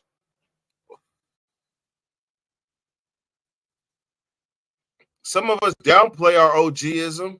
I promise I do sometimes. I'll be trying to blend in. I'll be trying to have blenders. I want to blend with the regular people. And then they hear me say shit and do shit, and they be like, oh, he's a thug. He's a thug. But how can you hide this shit when you earned it? I earned my shit the hard way. My first charge in prison was attempted murder. Shit like that. My first charge, my first 115, my first write-up in prison was attempted murder. Shit like that. Hold a candle to me. We talking about holding candles and shit. We're talking about earning stripes the right way. Earning stripes. When they say I'm a prison nigga, that's because we got an understanding of what this shit is about. Some people can come through prison and skate through. They don't have no problems or nothing. They just skating. Yeah. But some niggas is, like when I first hit the yard, I said, this is my life. I ain't coming home to a Buck Rogers date. Like I had a Buck Rogers date. So this is my life. I chose to look at it like a gigantic college. And right now, the way prison is, you can do that. You can literally look at prison as a big college for rehabilitation. But I didn't come in that era. I came in when we didn't have shit. All we had was books and we had to learn. See, this is a difference between me and what separates me from everybody else. See, people don't be knowing the whole story. They decide to jump in the story and just decide this is where I want to decide I want to attack a motherfucker without going and reading the whole book. That's the problem. Let me get this bitch ass nigga off my motherfucking screen. This is where they realize, damn, this motherfucker done been through some shit. I was never a person that thought local. Not loco, local. Local. I always thought global. I wrote that in prison on my like 12, 13 year. London gonna know. As I sat up in the hole, I never thought local. Self-worth global. Dirty weather local. You gonna need a judge, DA, and a fofo. Get up in my way. That's how I was thinking as a young nigga. They don't make them like that. So when we talk about the value in yourself, you come from somewhere. The things that make you you, your experiences, we're never supposed to forget that shit. No matter what type of attacks come on you, no matter what type of things they do to try to defame your character, to little nigga you, to value you, you're never supposed to forget where you come from because that's what made you you. From the moment I learned the element of surprise in juvenile hall. Two skinheads, fuck it. We here. I don't care. It's only 20 of us and we rocking. I'm going to tell you a story how I learned the element of surprise. And this is not a threat. This is not a threat. Because people be always trying to twist my shit. I'm just telling a motherfucking story on how I learned the most dangerous art of war.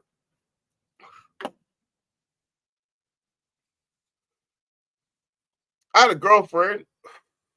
Her name was Karina. She was Mexican and white. But this was my girlfriend. I'm in 10th grade. We go to the damn movie theater. And a couple of the partners from the hood.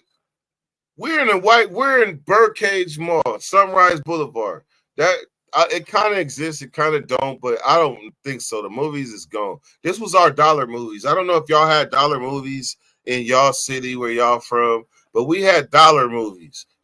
Matter of fact, it wasn't even a dollar. It was like 50 cents or something like that. So we used to ride the bus. Bus 81 and 62 would take you from the South area all the way out to Sunrise Mall to Rancho. No, that's what would that be? Carmichael's, Orangeville, whatever the fuck you want to call it, but way north, further than anybody like from our neighborhood. That my group of homies, we was wanderers. So I was destined to lead out. So I'm there with my partners and my girlfriend. I mean, excuse me. Pause. I'm with my partners. I'm not with my girlfriend. I'm with my partners. We wandering on this bus and we go out there. When that happens, I go out there and I punk all the white boys. When my partners from the hood come, I said, where they at? I start punking them. These motherfuckers is real skinheads.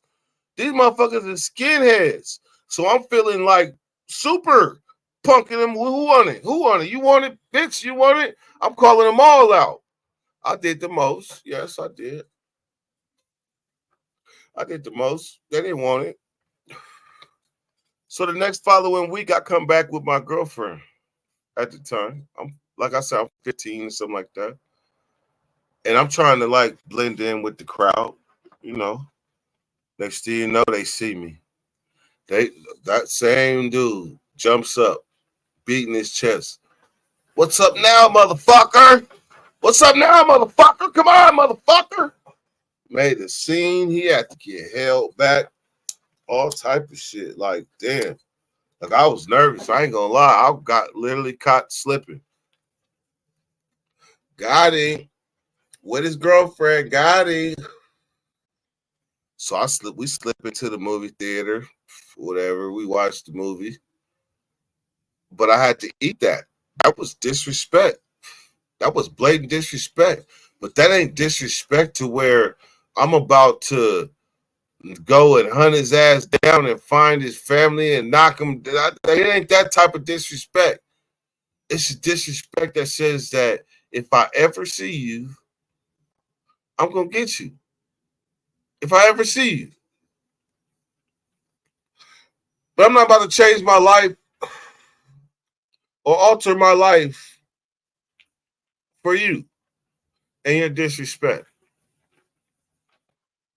So the next thing you know, I'm in juvenile hall, right? All of a sudden, this skinhead movement in Sacramento, these white boys, I don't know what the fuck is going on, but they had informed some skinhead gang called Arden Manor Skins.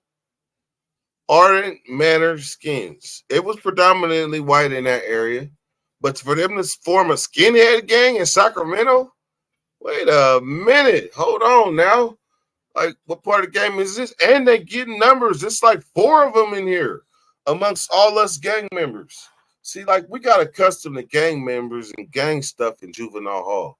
Like, that's where really, like, we would learn this shit. I'm from the Heights, you from Oak Park, you from Meadowview, you from the East, you from Lima Verde, you from Freeport, you from 29th Street. This is where we get accustomed to all this gang shit. It starts young. Young.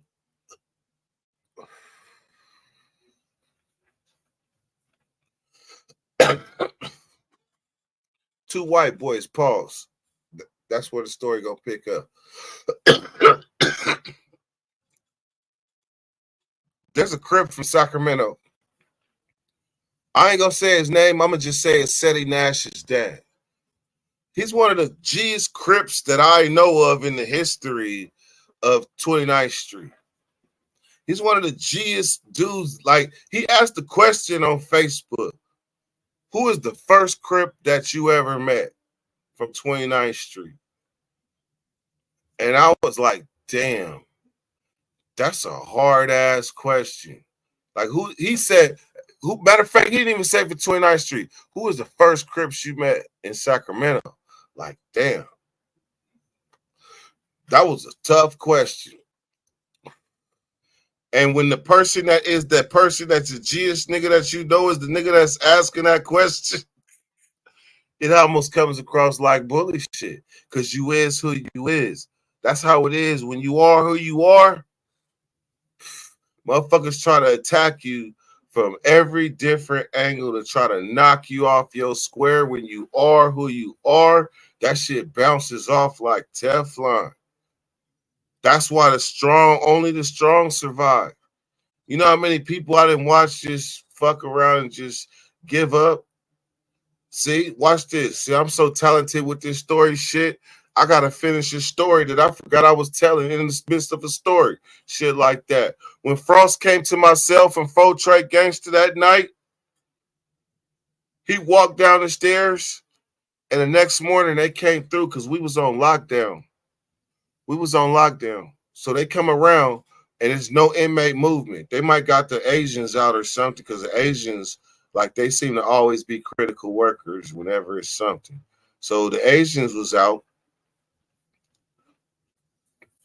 I don't even got the time to be distracted. I need somebody in the comments to whack that motherfucker right there.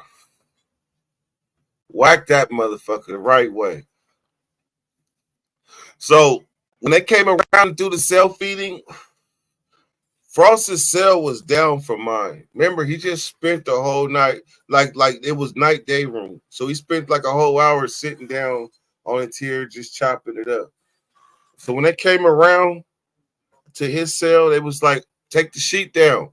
Bum, bum, bum. Because if you got a sheet up, they can't even open your cell because you might be behind the sheet ready to attack for whatever reason. Like, you might be having a bad day. You might want to just, today's the day I'm gonna get a police. So they're not gonna open your cell. Bum, bum, bum. They was beating the cell. So I tell my cousin, like, hey, they beating Solos. They beating Frost's cell. And he ain't open. Something wrong. Man, they said open cell 132.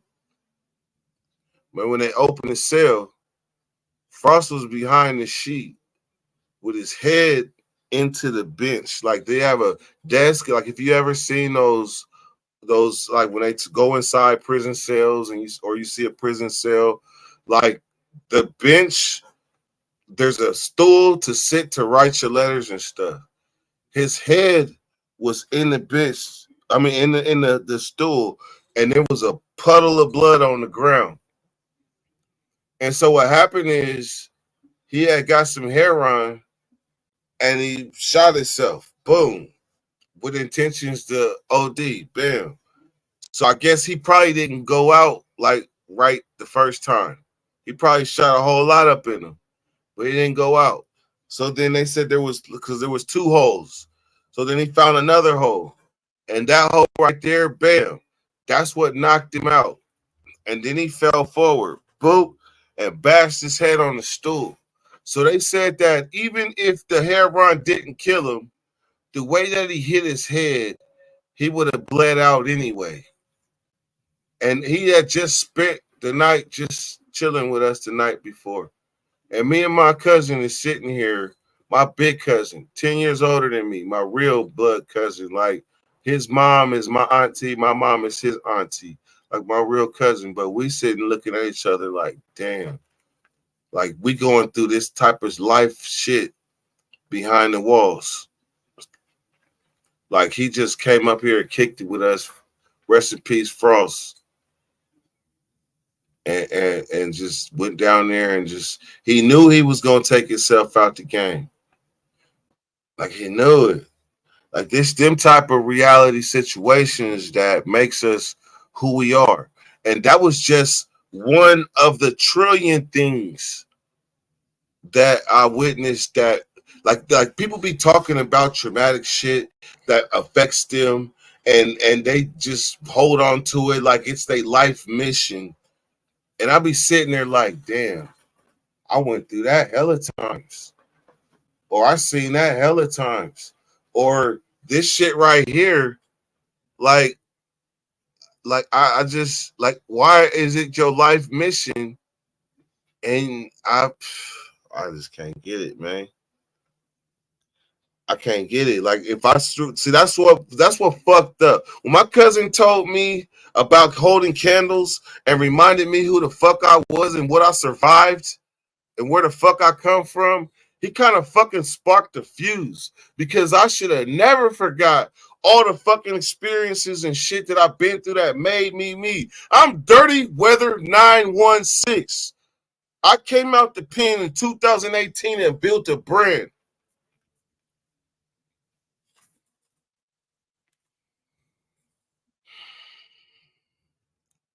I came home and built a brand. That's more than a lot of niggas can say about it. With content, with substance, with heart. God forbid I devalue myself anymore. God forbid I be any place where as soon as I come in a motherfucking chat, the first thing they do is say, oh, this bitch nigga. God forbid I devalue myself any motherfucking more. I fuck with winners. That's what the fuck I've been doing in my life. To me, the winner circle is a way of life. It ain't a game. Winner circle ain't a game. Winner circle is a way of life.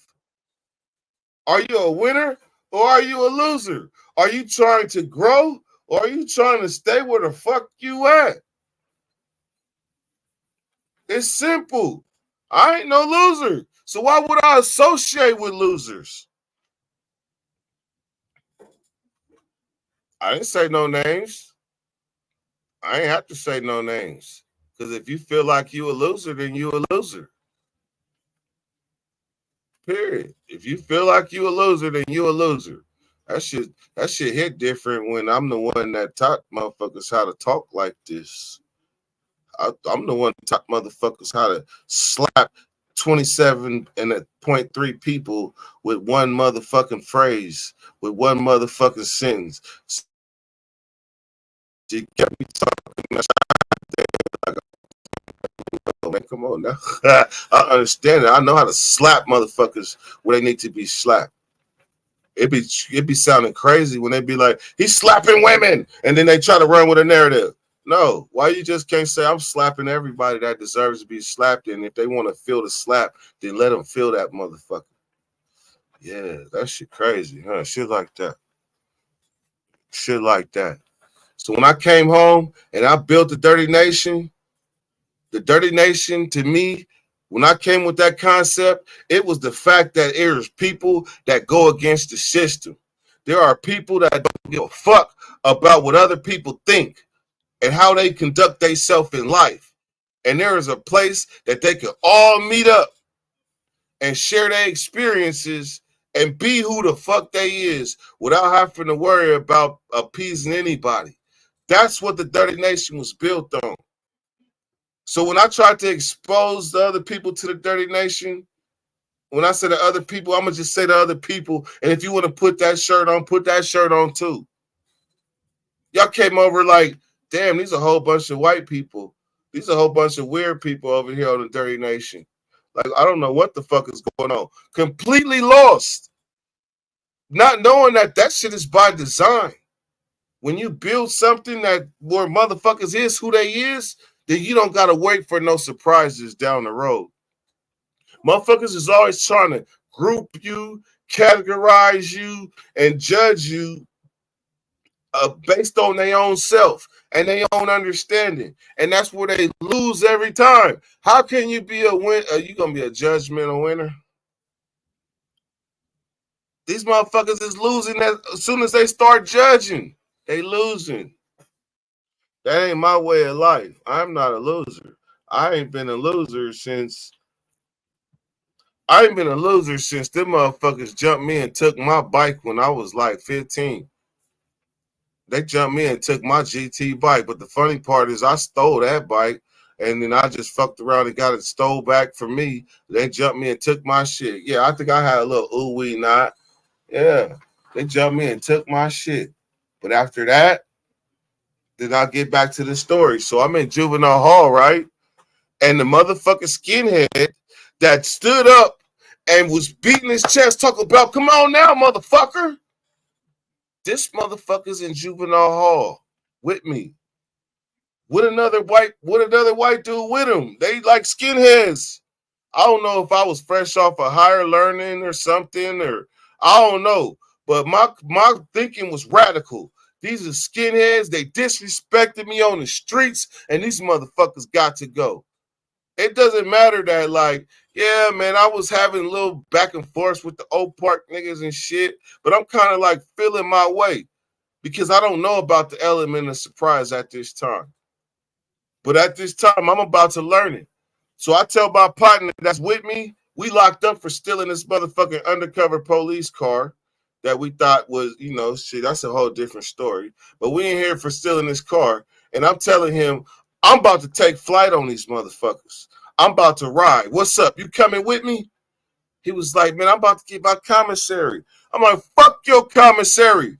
Let's go. Fuck your commissary. He was like, man, let me get my shit. I said, well, fuck it then. I'm going to do this shit by myself. And when I walked in the unit, both of them white boys were sitting on the edge of the motherfucking thing, right? Edge of the fucking rows. Because when you come in, you're supposed to file into the rows. So first, 1, 2, 3, 4, 5, like third row.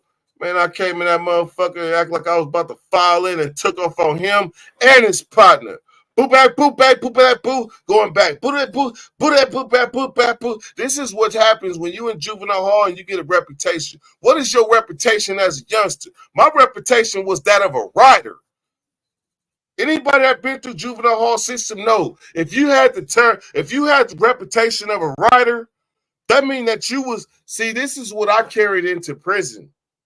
When we talk about chassis and what type of shit motherfuckers is built on, I started off as a rider in juvenile hall. That means that you are about to handle your business. Do not fuck with him.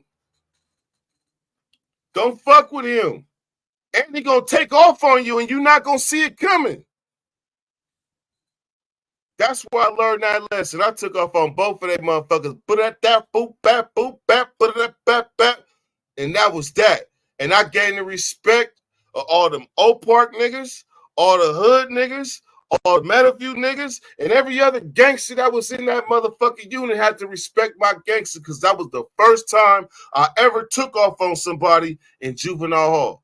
And that from then on, I knew what my responsibilities and obligations was as upholding what this shit is that I'm representing. I'm a rider. I won't deny it. I'm a straight rider. You don't want to fuck with me. Come on, man. That's the era. Dang. See, that's the thing, man. When family call from the pen, it's like, fuck, cousin. Damn it, man. Okay, hold on 1 second.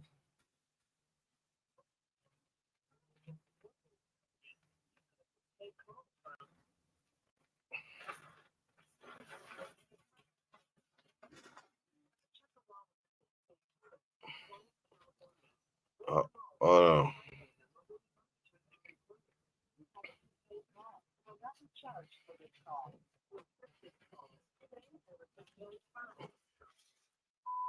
Hey, can you hear me? To review, hang up now, or thank you for using Global Tel Link. Hey, Okay. I'm on my live right now, and so I don't want to say. I got you. I had a hell of a day today, so everything's good here. I'll check in with you later on today. Okay, it's all good. All right, love you. See, that's the reality shit.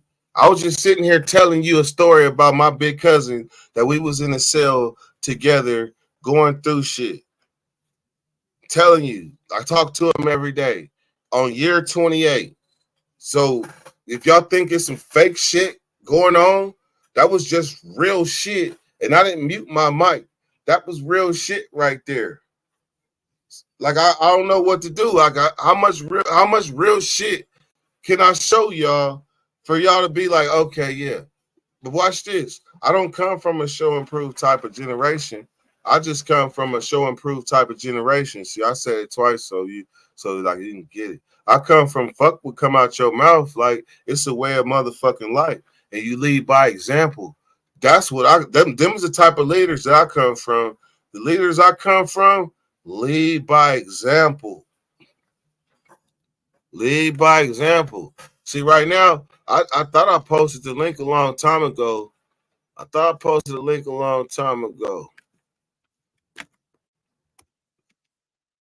Hey, Droops, if you able to do the thing, I got like one more, you feel me? I'll blow this with you if you come up, or Matt Mobing. I need the Dirty Nation to come up one time. Because I pretty much said everything that I need to say. You ain't really missed nothing. You ain't missed nothing. You just caught a lot of expressions. Fuck it. Call it what you want. Feelings. Nothing more than feelings. Trying to forget my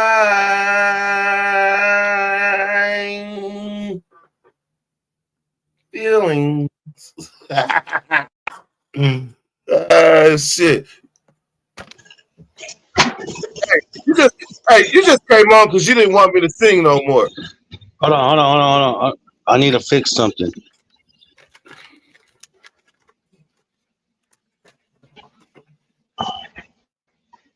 Feelings. Nothing more than trying to forget my feelings. Hey.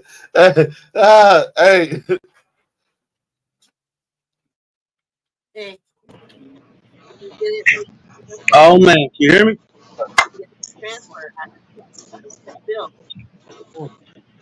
Oh. Hey, Drina was on me quick, huh? She was like, "Nigga, what's your nickname?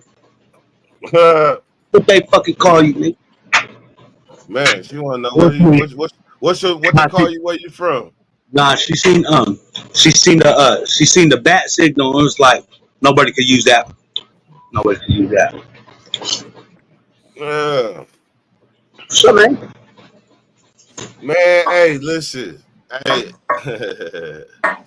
hey, let's talk about loyalty real quick. Can you hear me? Troops. What's up with Kev, man? OG Kevin, Price to be. Hey, Droops, watch this. How long? How long? First of all, where are you from? I'm from Fresno, And how long have you known California. this big head motherfucker right here? This big Me head and black you, motherfucker right here. me and you been talking. Excuse me, dog. I just got a job. Me and you been talking um since like Christmas 2018 physically. You see that? When you 2018. came out you came out with some shit called DW number one and DW number two. And if I'm wrong, huh? Damn. Damn. And if I'm Wow. wrong, if I'm wrong, I got one of your first sweaters.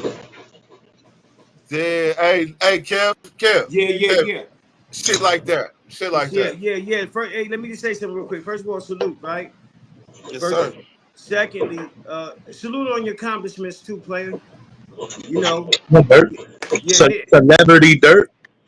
yeah, niggas see, you know what I'm saying? Niggas see, different shit and different people. Niggas can differentiate, the real from the fake. You know what I'm saying? So, Yeah. uh, um, yeah, salute to you and yours, and and Uh, how you represent. I don't give a fuck what them motherfuckers, niggas that I look at don't got what you got, and they want to make a judgment call, a critique or whatever. Man, get the fuck out of here. Take your critique, take your bullshit ass story, because it ain't a story I'm interested in by no stretch man, of the imagination. Now, man. if I can't sit back, smoke a blunt, do whatever I'm doing, and listen to a nigga drop some bars, then your story ain't interesting to me. So I've been sitting Mm-hmm. back listening to the whole motherfucking show, the whole presentation and everything. You know what I'm saying? And it's salute to you, bro. That's all I'm saying. Let's start there. Man, shit like that, man. Hey, every time I say shit like that, I'm Hmm. giving you a shout out. Yes, sir. Yes, sir. Mm. Man, hey. So as we get to this, hey, troops. Oh yeah, roll it up. Roll it up, Kev. Don't sit up Yeah. here and act like you don't smoke. Yeah, no, I smoke. I'm getting my shit back. I got my dogs out the house yesterday. You know what I'm saying? So yeah, I got my house back. You know what I'm Whoa. saying? Yeah. Wait. What you mean got them up out of there like they gone? They in the kennel. No, they outside. Oh, They okay. couldn't, they couldn't be outside before 8 weeks. You know what I'm saying? So yeah. Uh-huh. So now, yeah, my shit. I got my shit back. You know what I'm saying? Just That's right. yeah. Just the whole shebang. What's the deal? Oh shit! Hold on, my shit falling. I got some diamonds that if I were to show you, you wouldn't even believe me, dirt. Go for it.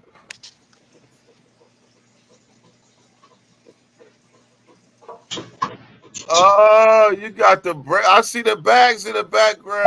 Hold on, boy. Look, you know what I'm saying? Ah, Hold you on, got the hold on, dirt. Wait, look. It don't stop there, boy. I'm not done yet. You know what I'm saying? shit. Hey, hold on. You see that thing, boy? Man, that's below the belt right there. Hey, That's below the you feel belt. me? Hold on. Hey, okay, look. Damn. Right?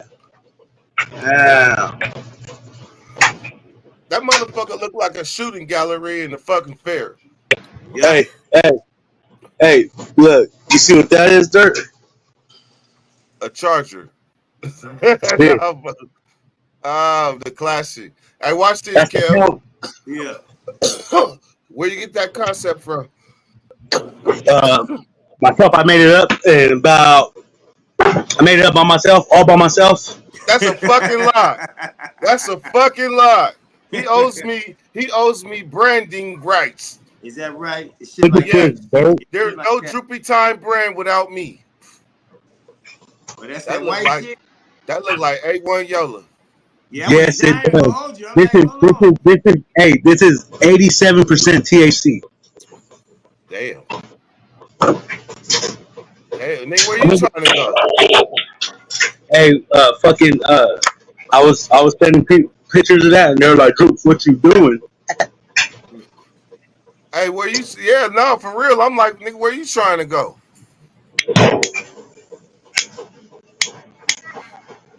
That's just crazy. China made the devil. No, hey, I told the homie, I don't want that shit. He's like, yes, you do. I said, no, I don't, nigga. It was like, boy, go,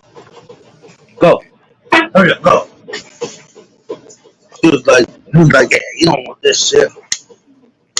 Hey, it came a long way from the porch on dirt. Hey, what's his name?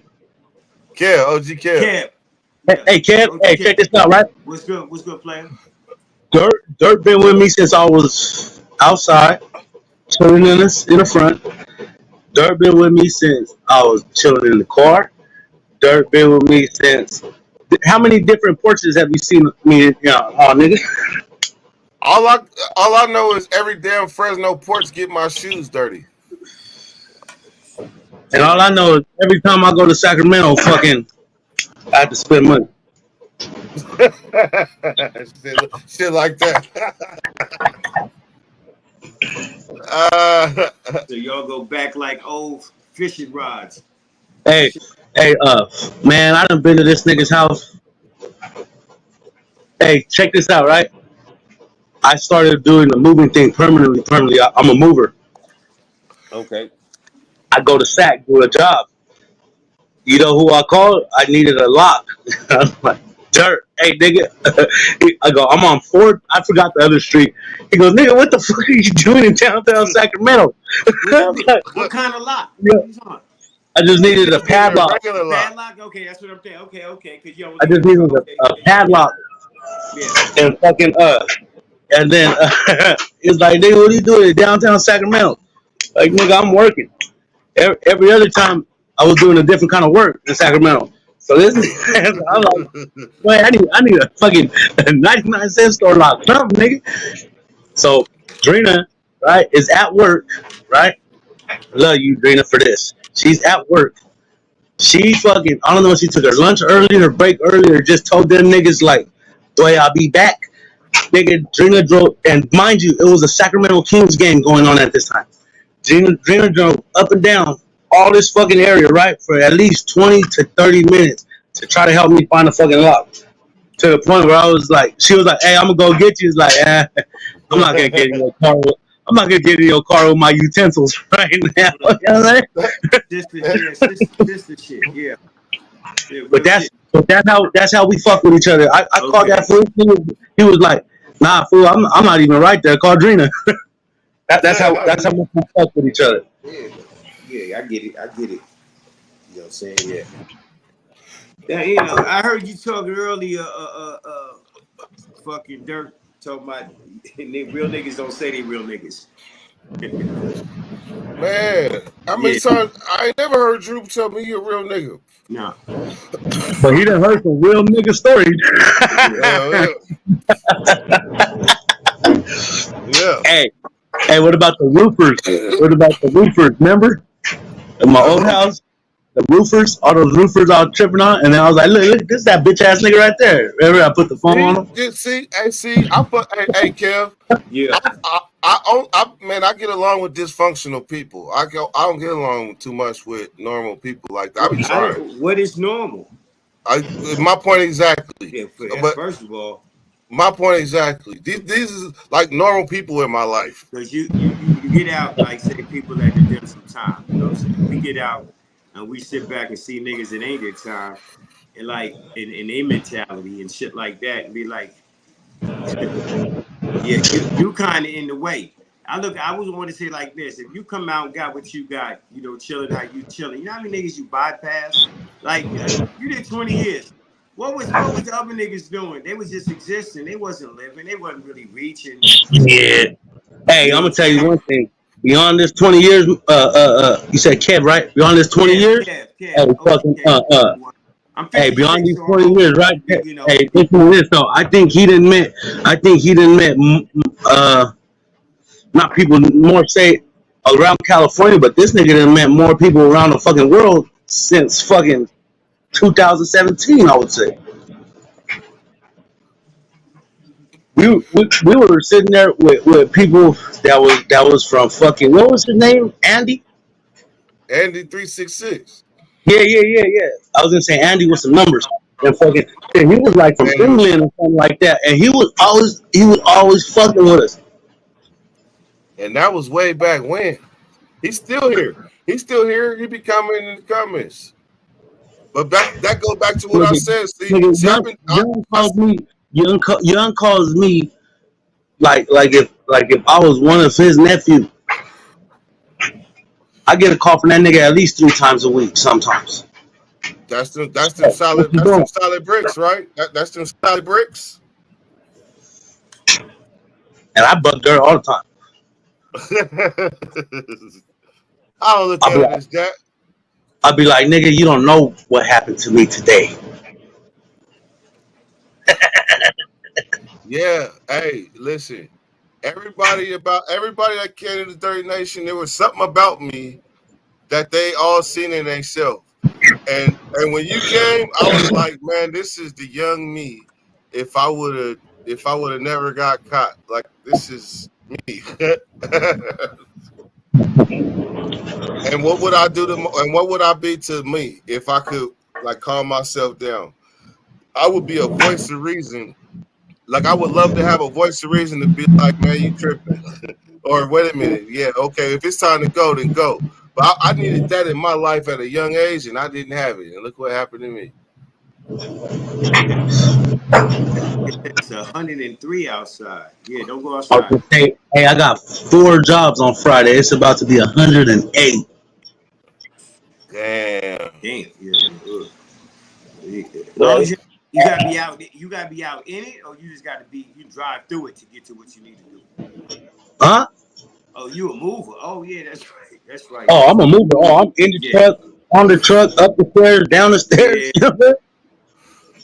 Yeah, you got your work cut out for you, buddy. I ain't gonna lie, Dirt. I lost about a good 18 pounds. You see this? See this, boy? You know what I'm saying? You see this? You know what I need a little bit of inspiration. It's all good because we was about the same time. Like we was looking like a tag team wrestling match. Don't ever get at me like that, Dirt. I was never about that Come size. on, man. Your shoulders is blessed just like mine. Your stomach is blessed, nigga. Well, a little bit. You right, but you know I'm working on it. Hey, I watched Big Herc's videos not too long ago, and I was like, damn, Dirt, we can't be doing this. He fell off. Your stomach fell in. Yeah. Man, what the fuck I got to do with Big Hurt? Cause on that video you were skinny, nigga. Oh, you watched the. Hey man, the show was called Fresh Out. Fresh Out. I was fresh off of top ramen and eating vegetables and fruit and drinking milk every day.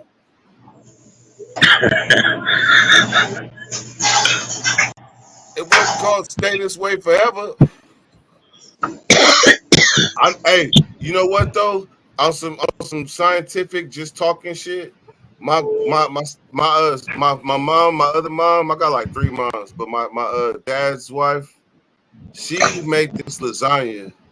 It was so good and so thick that I promise you, I could probably, I felt it. I felt my calorie count like going up. And I think that's when my metabolism went the other way. Like when I ate that lasagna, I might have had a chance to stand like small, but I activated it. It was her lasagna. I know. Hey, I'll send you on Instagram a picture. When I got out in 2014, right? Okay, when I got married, it was about 3 weeks after I got out. I seen that picture, right? Because you don't think you're changing this shit. I seen that picture. I was like, oh man, what the fuck? I was skinny in that picture, boy. Hey, we swollen now. Yeah, I put like 210. That's how big I was 205. Yeah, But watch this. Watch this. How long did it last? Because I would say within like 6 months, I was 250. Hey, shit, you know what? Well, I started working at a pallet place. So I was physically like rebuilding pallets and shit. So fucking, it lasted for about, a cool little minute. And then I went. All that goddamn fried food. my bad. And then I went to remember I used to work at that fruit company. Remember, I was the lead at the fruit company. Remember, so that's all I ate because you know I high all the time, smacking on all the fresh fruit. Hey man, my system was fruit full, boy. Out to pineapple, watermelon, nectarines, plums. We're doing I remember we're doing a fucking quality thing. You was hella regular. I just said you kind of look Hawaiian, bro, or something like that, Samoan or something. I don't know. Hey, Kev. Yeah, That nigga black. Ooh, that nigga mixed. Somebody mixed. Somebody. That's Hey, that's a nigga. I didn't ooh, say me? black. Say somebody mixed, bro. I'm trying to tell you, man. Listen. Hey, Talking about Years me? ago, when they talked about I'm the full gold blooded. Hey, back in I'm Africa, full blooded Mexican. yeah. somebody that it's all good. It's all to the good. You know what I'm saying?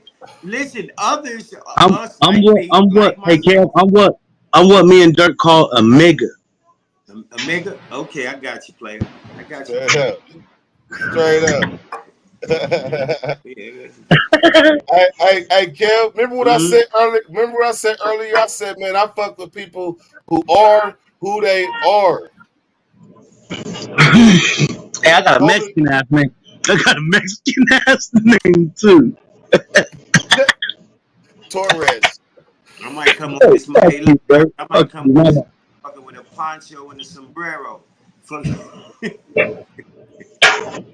Hey man, once you get from Fresno to LA, man, y'all is in tune with y'all culture, man. And Mexican and black is infused down there. So I Yeah, wouldn't be surprised if you not had even a down here. sombrero. It's almost we shit like down here. Yeah, it's not like Dirk. Shit, What the hell? What's that? Yeah, yeah. it's a Duplicon sticker, boy, on my Tahoe. You know what I'm saying? I thought it was a Mason. I thought it was a Mason son. Hey, I really don't care what you are. Wow. Just don't step I'm on still my gonna have to get new since you got new subscribers, right?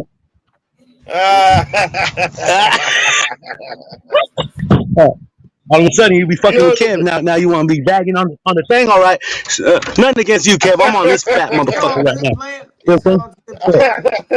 I'm chilling. saying? This fat motherfucker acting all brand new. Oh, I thought that was Mason. Fuck you. I ain't even sending you no more stickers, nigga. fuck that shit. Hold on. Calm down. Calm down. Ah, shit. Hey, I know. We need Young on here. He's probably at work. You know what? Young could be on. Let me post this thing again. Young could be on here, Nigga, but y'all not nigga. about to jump. Y'all not about to jump me. I'm gonna take flight on Young as soon as he come in though. Shit I like don't want to that. die in here. Shit like that. Oh, that's how you do me. I'm just playing. It was a joke. I meant like heat wise, it's hot, boy. That's what I meant. That's what I meant. If you I take it wanted. some type of way, you know what I'm saying? That's on you. I wanted to get cold in here. Get it cold in here, damn it. I Where might my have fan? another one. Where my fan? Shit like You that. have another one, bro. Hey, uh, hey, Kev, where are you from? What's I'm born in Cali, but I'm raised in New York. But I've been going back and forth before probably before you was born. oh, that's what's up. I don't have no. I don't know nobody older than me that's been going back and forth. I know there's plenty of Hey, people. we just moved somebody that lived in New York today. Mm. Yeah, he lived in Somebody? New York. Yeah, he lived in New York, and they do like exotic scooter fucking fixings and shit. They swoop them up, not fixings. They swoop them up. They make them like turbos. Yeah, that's crazy. She moving. You gonna run into everybody. You gonna run all kind of people. You know what I'm saying? Shit, you And don't even because know, man. moving people personal stuff. So a Hey, nigga's high. you think, A nigga's a bum nigga. You know what I'm saying? Yeah. Yeah. hey, Dirk, you think this is networking? So you should see, Dirt, how many people I meet a fucking, we'll say a week. Oh, Dirt. And you know how I am. Oh, Dirt. Ah, man. Hey, I'm in the same shark, boy. You know what I'm saying? Hey, man, listen. Ain't shit look, changed. look, teachers, elementary school teachers, bang my line.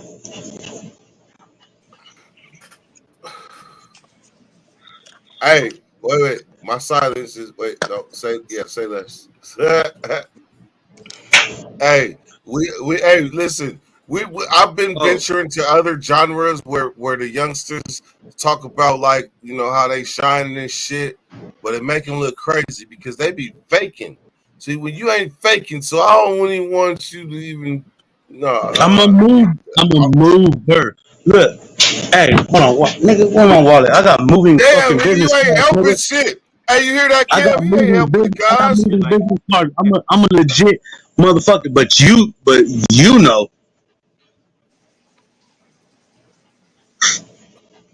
Shit like that. That's my nigga. Hey, man. Hey, Hey, look. Oh, hey, fool. The comments, the reviews we get, and I talk shit. So that. I'm with my cousin, or I'm like with his brother, or so nigga. I'm on you, just like me. You know what I mean? Yeah, we fucking around. It's like me and you go to work together, and we get to chill the whole time. We get to stay by each other. We'll just take you whatever. So you know what's gonna come with that. You gonna say something about me. I'm gonna say something about you, and you know what I'm saying. And we're gonna keep it cool because we got company, and until they start laughing at the jokes, and once they laugh at the joke, nigga, it's over. We're going full fucking fledged. Excuse me, sorry, you know what I'm saying. But and then shit. Some of our customers, these fools be fucking with us, nigga. So they be honest too. You know what I mean? The wittiest man win. You know what I'm saying? You gotta That's stay it, bar. You man. gotta stay barred up. You gotta stay Hey, with them money. Yeah. and then after that, they'll be like, uh, uh, uh, Dupes and Memo were so great. Dupes and so and so were so great.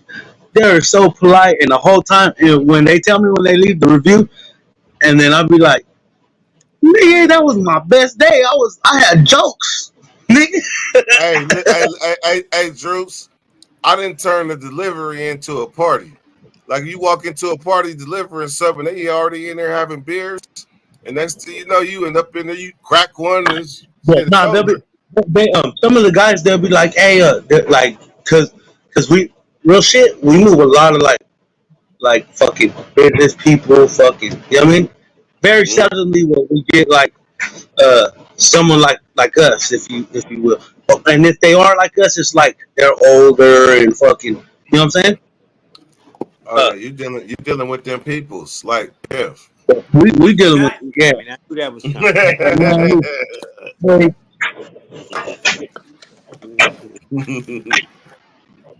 yeah, it's fun. It's fun though. We meet hella people.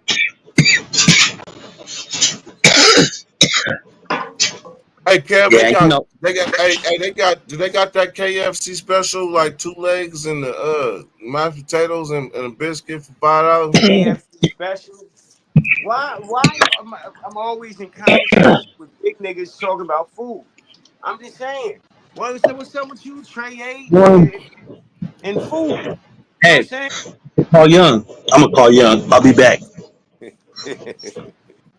Oh no.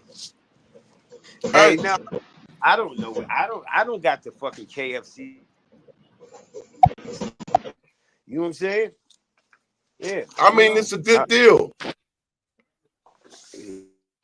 Here you go. I know you. I know. Yeah, Hey Kev. I'm assuming if they got it, in typical places. I see what you saying. Ooh, that was a good shot too. That was Say it like again. My a. bad.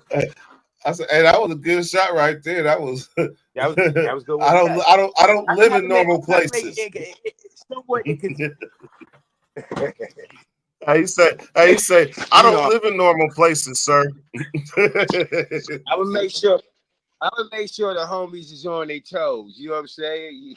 Hey, That's all. that's right. That's all, player. Yeah, because Shit like that, if you man. not Hey, Hey, look, I look at it like this: if you ain't sharp, I ain't sharp. The fuck I'm doing around in that stupid motherfucker. Hey, that's how I got to learn about your laugh. You got this one particular laugh where it's like, okay, he got it, all right. See, there it go. Do it again. Do it No. Shit, funny. Listen, man, focus, player. again. Oh man, hey, look, man. Be back. That's my nigga Rashi. I mean, Mega Rashi. Shit like that.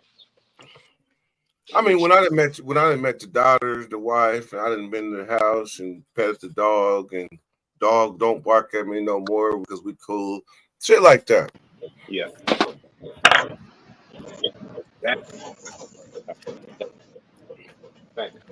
Hey man, What's good? troops. Yeah. I'm about Hold on. to end. No, I'm about to end this live. Yeah, man. All right, man. Shit like that, Kev, man. You about to go live or something, man? Because I'm about to end this live. I can. I mean, yeah, I can. All right, man. Well, look forward, man. I ain't gonna do that, but some of the modes and shit you doing, just some player shit. You know what I'm saying? Talking over the shit. So yeah, salute. Shout out to Dirty Weather, the whole conglomerate, Winning Circle, Loke, Trey, Cam, Self-Made. You know, the whole squad. Everybody that fuck with us. You know what I'm saying? The blendeds, that whoever that fuck with us, man. Because it ain't always how we see it. It ain't always how I see it. I know I wish the world would think like me. I think it would be a perfect place, but that's not how shit work, right? So a lot of look, Steph Curry missed shot. Hey, the best shooters miss shots. So what make me any different? So maybe I miscalled something. You know what I'm saying? However, though, I'm not talking about. I'm Dirty over there. It's dirty right here, Chief. Okay, all right. Listen, Panda Expression came back. So shout out, salute. But back to the story though. Salute. Dirty. See, Dirty wouldn't have laughed. I would have just rolled to my next sentence and got. You know what I'm saying? He's gonna take him about 3 times. He's gonna take him about 3 times. Be like, hold on, that nigga keep talking. I'm gonna fire back at the old nigga. Hey, no, because you know how we all got stuff we done built. We know the people that we mess with. We know our bros like behind the scenes. This motherfucker fight back. So if you fire him, he gonna fire back. So that's why I laugh. You. Oh, you talking shit, Kev? Oh, nigga, you don't want this. Got away with it, nigga. Got away with it. You don't want this, Kev.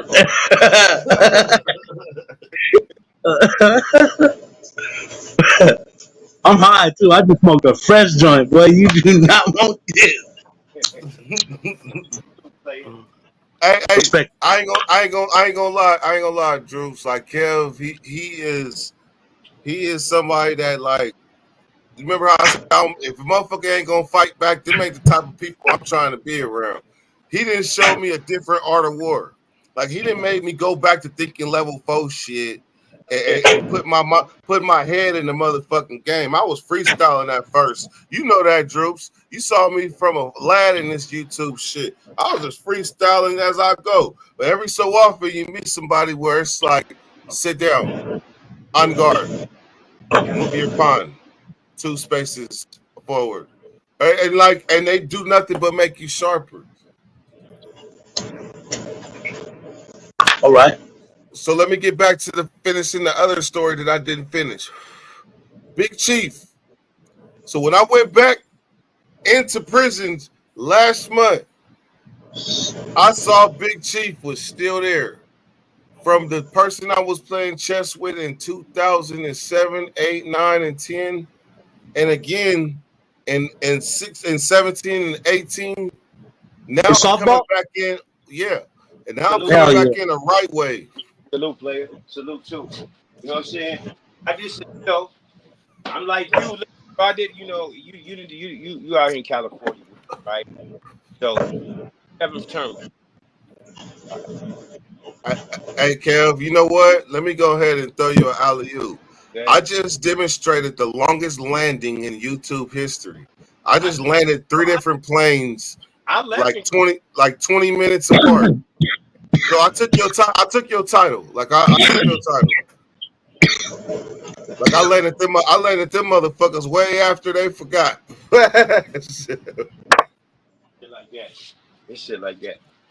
Yeah. I right. You know, it's like I like I said, bro. Nigga ain't been through something, then we ain't really got a whole bunch we gonna be talking about. You know what I'm saying? Because I don't Yeah, for real. really like just talk. Yeah. You know, so Yeah, that's for real. just and there's young niggas that have been through some shit, but the young niggas that have been through some shit, yeah, if you really, really trying to connect, you need to connect with another young nigga that been through some shit. Because you know, all that looking for a father figure, and the nigga gonna let you down. If you looking for a father, you know what I'm saying? Take the pros, you take the good from it, and you leave the rest of it. You know what I'm saying? And you build your mansion. You know Kev talk.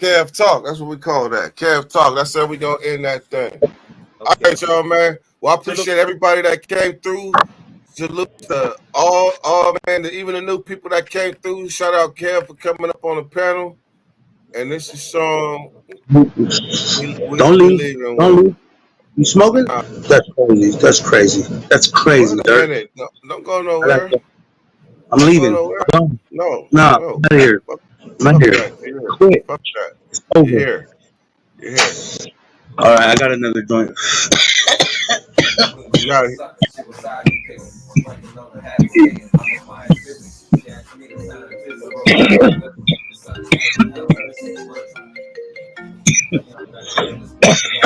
I heard of that Nate the other day. They're not music.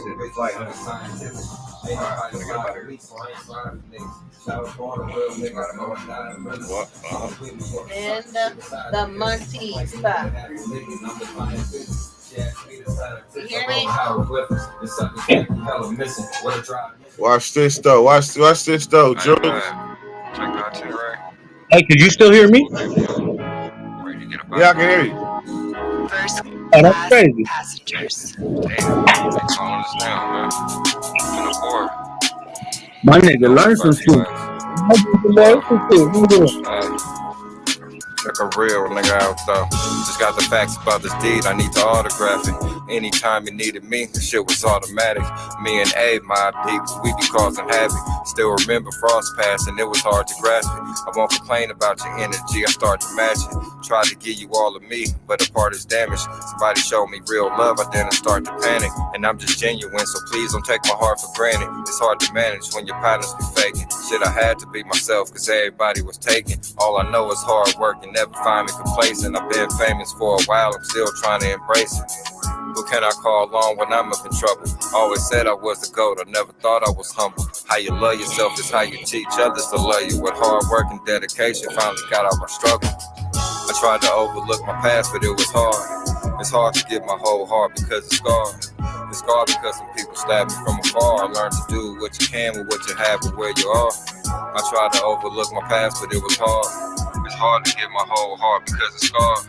It's scarred because some people stab me from afar. I learned to do what you can with what you have and where you are. Respect's a two-way street, you gotta get it to give it. You can always feel my lyrics cause I really didn't live it. Nigga think you know it all, I'm trying to get him to listen. First you write down your plan and then you give it a vision. Trying to tell me bring it back, but it's been a division. Ever since Jack passed, niggas been in their feelings. Nigga idolized me and they're talking shit and they kill me. And say you touched that little girl, the courts found that you guilty. They wonder how I keep my peace when niggas always hating. You know that it's the road to wisdom, so I'm always patient. Tried to help, but niggas mad at me cause y'all ain't make it. We had the same opportunities, but y'all ain't take it.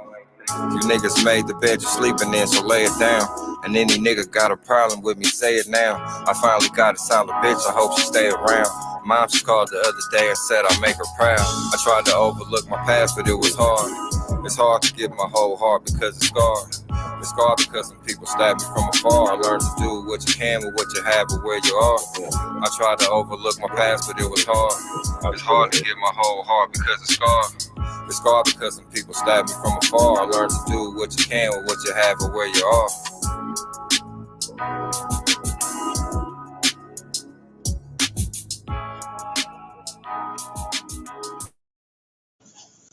Who's that, Joe Blow? Oh, Joe Blow. Oh, Yep. motherfucker. Oh, okay. Hey, all right. Since we're doing some shit we feeling, I've been playing this song since it came out. Go to Savvy Third, One of Them Nights. It's been out for a while.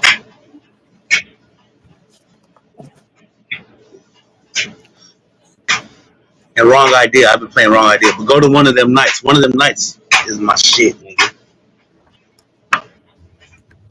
I'm ending it live. I'm letting you know on that song. That's the song you want. Wrong That Idea. song. You say Savvy Third. Wrong Idea. If we ending it on that, we're ending it on that. Savvy Third, Wrong Idea. And I'll gladly leave after Holla Dirt. My nigga. Wrong idea. I'm high as shit. What I ain't gonna lie to you. I wouldn't expect you to be nothing different. I know this is the only day I had a cool little day off like this too. I just had to go do a 2 hour real quick. All right, man. When the song over, hit me on the linea. Yeah, third. Listen to the song though. You have to listen to the song. This is what we on, Dirt.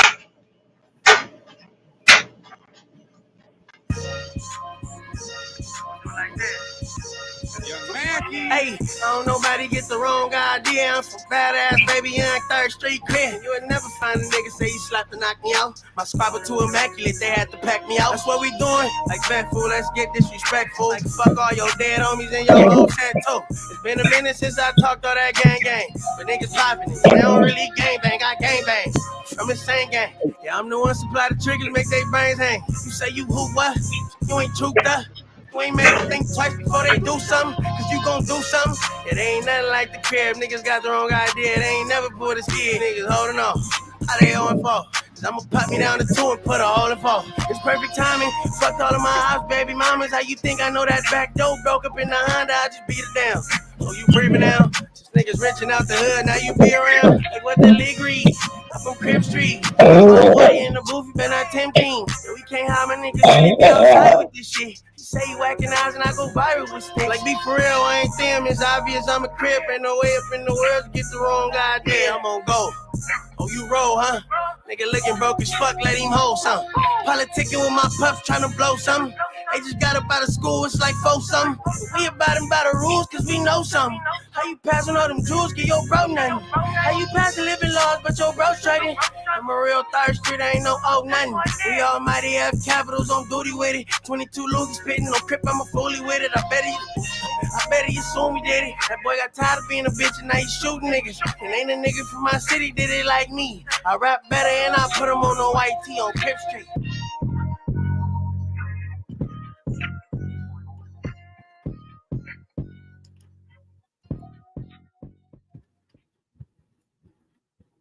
All right, y'all, man. Y'all have a good one, man. Dirty up out of here. Dirty.